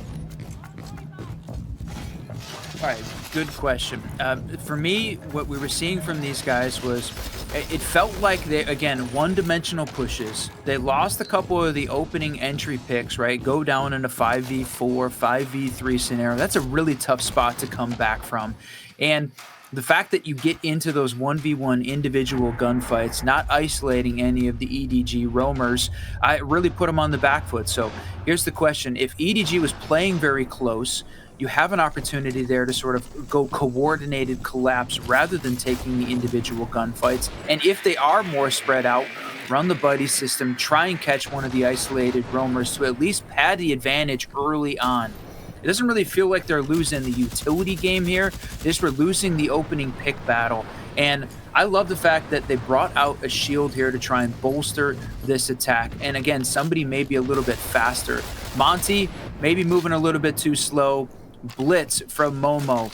This might be the right time. And certainly he was sitting at 2-10 on the previous map. 5-5 is a much better place to be. But this whole team right now not finding the success that they did on Clubhouse. They got close on that map. Right now, this feels like it is all EDG. It's way too far, right? But also something surprising to see Momo on the Blitz and not Sunset. Considering on the head-to-head, Sunset was the player with the shield up. Right, there we go. Beautiful flashbang. Will get a kill. He's looking for more as he's just trying to be as aggressive as possible. Top floor, nearly secured. There's that was still close. one more lingering around on the top side, but that, ooh, you gotta be careful, KZB, man. Those four gadgets, they're deadly. Do not underestimate them like that. This is exactly what they needed to do. Isolate the roamer, use the blitz upstairs to clear out Carpe. They lose the plant denial in the Soulless. This is a huge opportunity for KingZero and exactly what we wanted to see them do. Right now you've got Momo 6-5, kill the frag leader for his team at this point. Now in a position where they can continue to try and isolate these defenders. They're going to need to switch into clearing out defensive utility, though, as those Melusi traps and the Goyle canisters are going to be a problem once they're trying to get into execute mode. That needs to be the focus for about the next 20 seconds. Clear out the space so that way they can be ready for the execute. And they have got the assets in play. You have the Capital. He still has got all four of those bolts. Use them to get this space in. Only so little time left. Look at this, 40 seconds. They still need to make an entry and potentially go down with that plant. The direction is doing a great job with just honestly barricading this whole room shut and making sure nobody can enter. Momo will be found in the meanwhile, and we know there's a lot of pressure on direction, but look how long he is still alive. Nades, everything, smokes. He's trying to stay, but he gets 2 kills. He will be the difference maker. 3 people from KZ have lost their life. Fiber and KZB are the last 2 men standing. 10 seconds left. They need to make an entry. He just made and ran away. Mantle is not in position to help his team whatsoever, but Angela is of course there with Bottom Love, Who more would you want in that moment? EDG on match point on the second map. And it's not just match point, Dianic. It is match point, series point, and upper bracket semifinal qualification for Salt Lake City Major points. They're now 1 round away from punching their ticket to the United States and getting a chance to meet us in person over there in Salt Lake City, Utah. Yeah, KingZero, take the time out, my friends. That was a very tough round. It looked like they had the advantage. They were a 5v4 scenario with a boost until a zombie showed up in Infirmary and shut that attack down. His play, holding onto that Infirmary side with the key bus, was legendary. Killed the time, killed the players, enough to send Edward Gaming into match point. And now this is a ton of pressure, all of the pressure on KingZero. No more mistakes are allowed, Whiskey. No more. If they want to qualify throughout this best of 3, then they're going to have to win 3 rounds back to back to back. No slip up, no nothing. And that is a really hard task considering Azami has been banned and Grim as well. KZ, they have been utilizing Grim every single round, or a Lion on top of that, right? They changed it out to a Lion, but now they're going to have to stick to one of these two. It's been a really tough run. I mean, it was a great starting point with Momo getting this opening kill on the Solis, right? A strong operator gone, but also a strong player. But this is the moment they should have really gotten this kill. Direction is Deimos tracked, is naded, and yet he manages to get 2 kills. Something like that should not happen. And it is...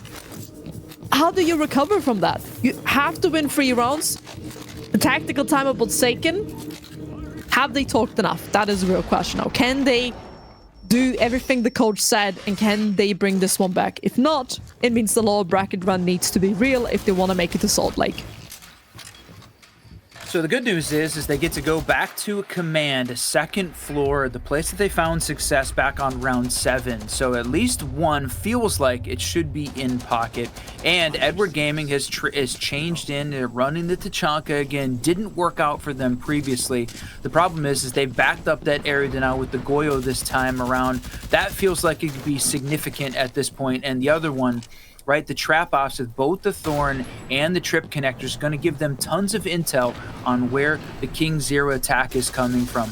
Momo onto that Twitch is going to have their work cut out for him. Needs to stay alive, keep the Twitch drones alive to clear out some of this utility, and they're going to start the process with Trip connectors and Goyle canisters down to start. All of it is gone. That's great utility usage there from Momo, making sure that he really gets everything out of that Twitch drone. But also just the start of the round, and of course on top of that, not only is he removing utility, but he's gaining information, which is going to help KZ.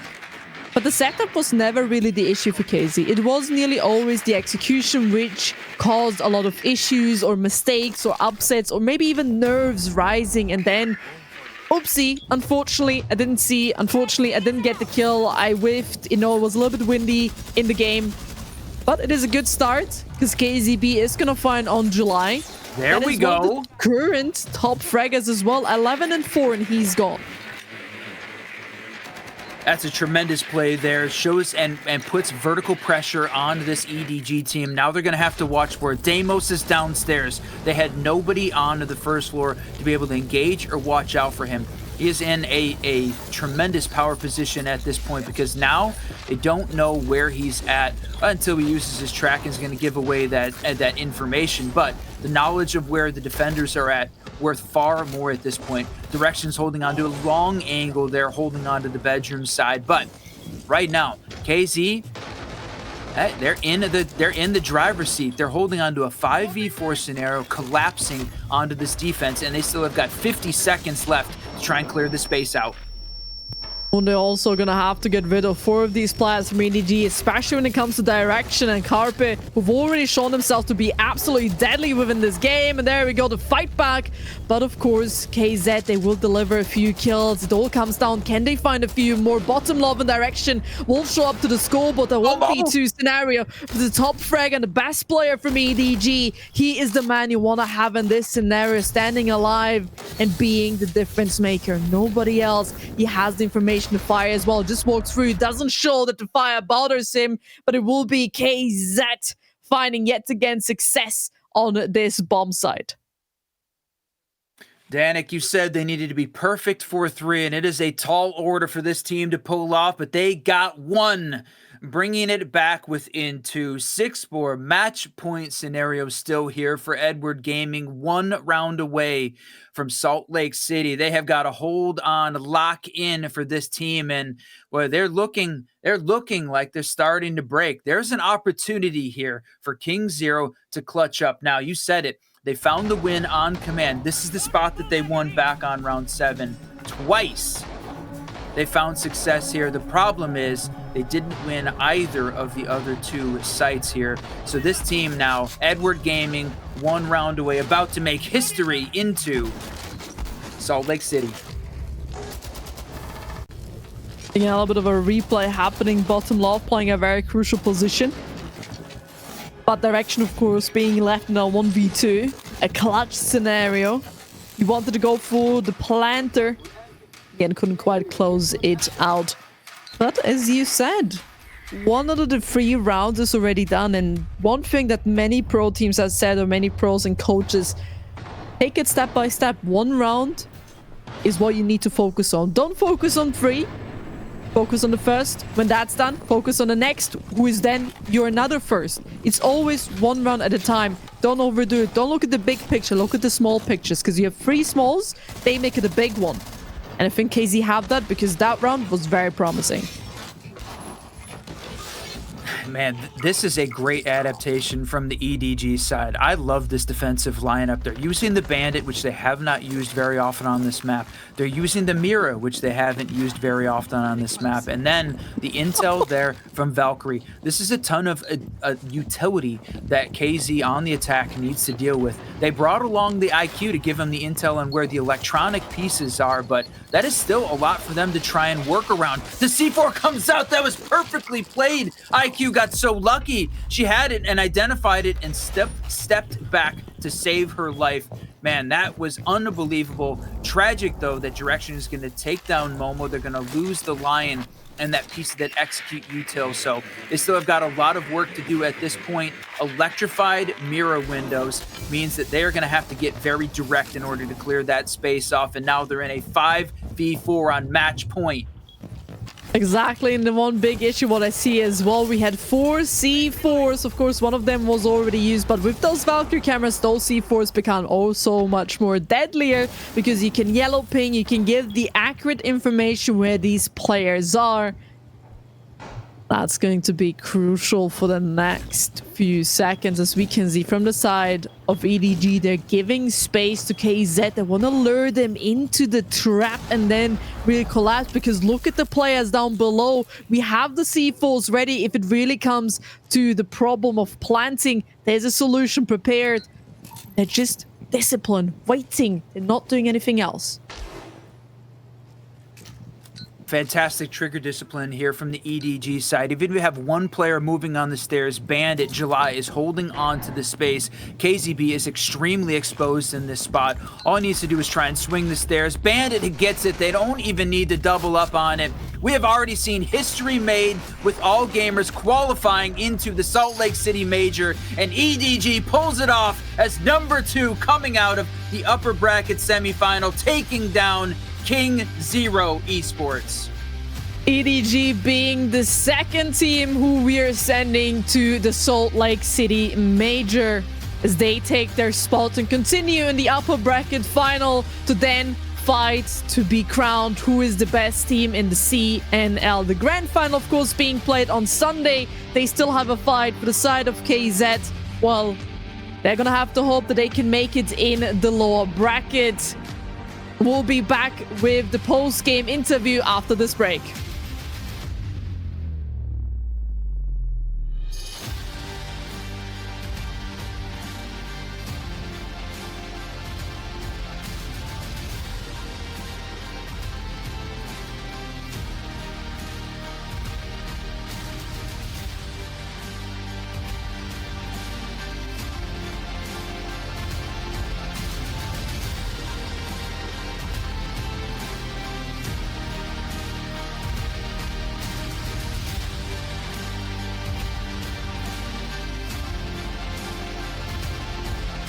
恭喜 EDG 获得了本场比赛的胜利，我们也非常荣幸的邀请到了上一场比赛的 MVP 选手 Direction 接受我们的赛后采访环节，先和屏幕前的各位干员们打个招呼吧。Hello， 大家好，我是 EDG 的 Direction。在图一的俱乐部里面的防守侧，我们的电队一直有先死的情况出现啊。那么在场间休息的时候，大家有没有针对这一点进行一些调整呢？因为我们训练赛其实拿电盾的效果一直都不是很好，然后但是电盾在俱乐部这张地图，特别是办公视点，它又是一个非常强力的干员，所以我们还是选择就是先拿出来试试，但是后面效果不好，我们还是就是像教练 Nado 说的，我们就拿5条枪去打就好了。是的，我们就硬刚就好了。同样是俱乐部啊，进攻的时间协同的节奏总有一些不同步的情况出现。那么临场会进行怎样的调整呢？就是在我们赛场当中，这个其实就很有说法，因为我们建队时间很短嘛，我们就有很多战术，其实我们在训练赛都没有试过，但是就是以赛代练，我们就包括之前打天路、打狼队，我们都会在比赛里去尝试一些我们可能训练赛没打过的战术，然后就是临时我call出来大家去打。所以其实有时候大家看起来我们很犯病，那其实是我们在试新战术。哦，原来是这样的啊！以赛代练学到了。那么，如果说是在我们的比赛当中有选手、有队员发生状态不太好的时候，我们会进行怎样的调试，让他能够迅速恢复状态呢？这个其实目前来说，大家好像状态都没有发挥的很不好的时候，其实大家状态都比较在线，就可能只是击杀数的多少的问题，大家都是有比较关键的发挥，像爆点，还有就是补枪，还有就是道具，这些都是很关键的。大家好像比赛里没有太大掉链子的情况。是的，大家就是凝心聚力，一起来战胜对方敌手。那么最后一个问题，面对我们屏幕前的各位 EDG 的粉丝们，有什么话想要送给他们？我去 Major 了，我们一起去 Major 了，我们去 Major 了。好的，再次恭喜 EDG 战队获得了本场比赛的胜利。那么今日的所有的赛程已经全部结束了，后续赛况如何？我们赛场见分晓吧。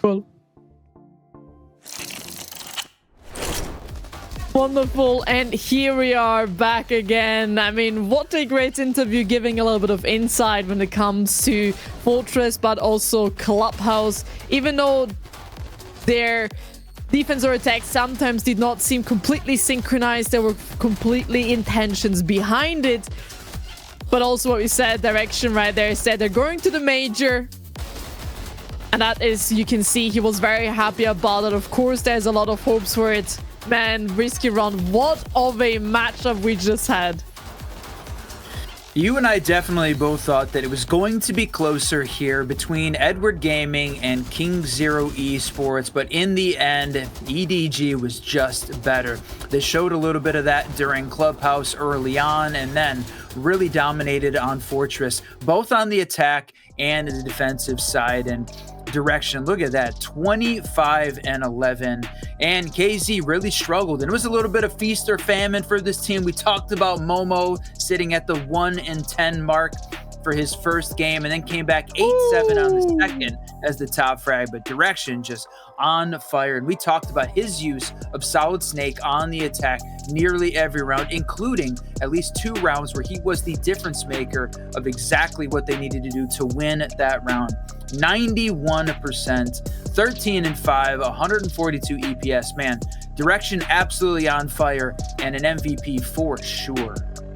Absolutely. I mean, listen, 91% survival rate and 142 of a EPS, and the top 2 operators, Solid Snake and 4. Nothing too surprising here, but this guy, everybody needs to be aware of him.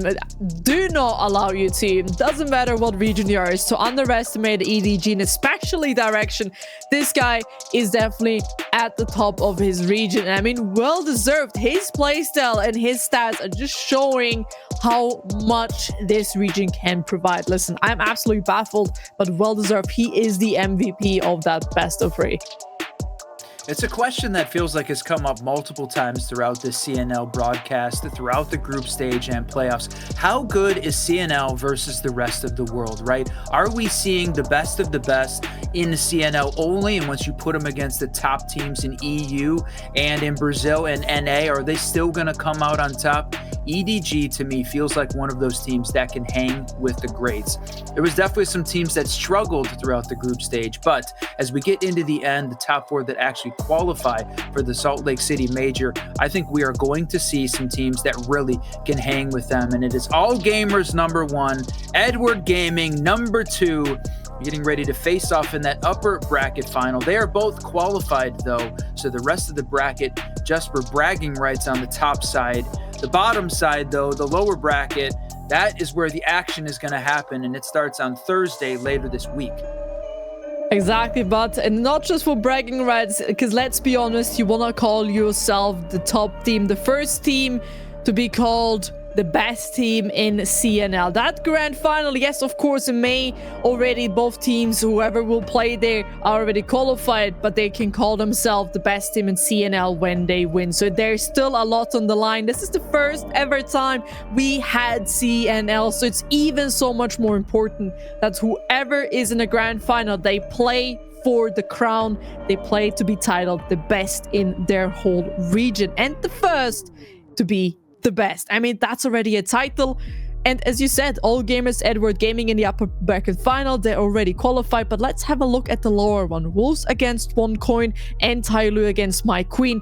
Whoever loses that match will then be eliminated. The winners will move on to then the quarterfinals of the lower bracket. And on Thursday, as you perfectly said, we will continue here. You guys have the CET. We will do the matches on the lower side, starting of course, and then there we go. See, perfect. Then I don't even need to say anything. This Thursday live on. Listen, this graphic says everything. What do I need to do? Graphic Nothing. is locked in. And you know, for me, Wolves is the interesting one, right? It's Wolves is the team that we saw sort of struggle in the EU. Now they've made the transition over here to the CNL, and they had to face All Gamers, unfortunately, in that opening round, which to me honestly looks like one of the best teams in the region, one of the best teams to win this thing out, send them into the lower bracket, then to face OneCoin, who honestly I thought OneCoin might have a little bit better shot. And if I had to be a little controversial, feels like a team that's going to take on and beat this Wolves team to send them packing. You said it in the first CNL bracket. And when we get down to that final game, Tyloo versus My Queen, 50-50.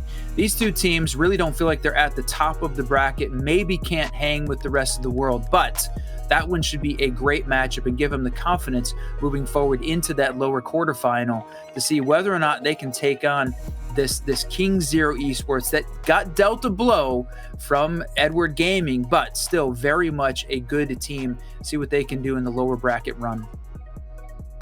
Also, I'm excited. Doesn't matter what games you guys are gonna tune into on Thursday. We're streaming again, and then of course it's the whole lot throughout the weekend. Thursday, Friday, Saturday, Sunday is the grand final.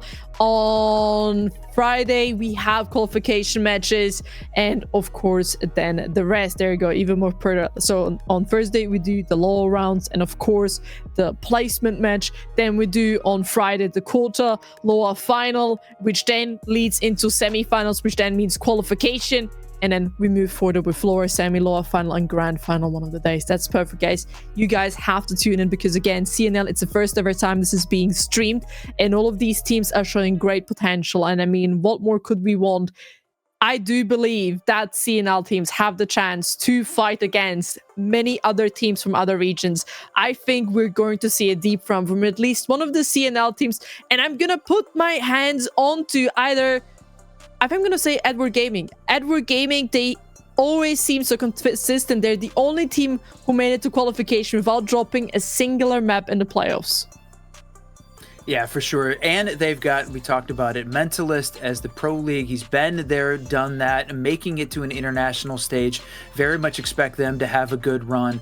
And it'll be a question for All Gamers. Can they match that same level of intensity? And getting to see the matchup between those two teams later this week, really for me, is going to be the difference maker and give us that little bit of intel on which one is going to go far at SLC. And man, I have loved the fact that we're on LAN. The CNL has shown some very cool stuff from a prod perspective. The top downs, the free cams, the use of top down for a mini map. There's been some very cool things coming out of CNL, in addition to getting to see players really being incredible at the game. I'm looking forward to what the rest of this league brings us as we move into the rest of the playoff bracket. But unfortunately for today, that is all done and dusted. We have watched every single game for today. If you guys want to tune in, as said already, Thursday is the next stream starting at 8 CET. If you are around the world, just use a converter, guys. I don't know every single time zone. I know my time is that CET. Guys, Whiskey, do you have any few last words before we send these guys in a beautiful evening, midday, good night, good morning, wherever they are around the world?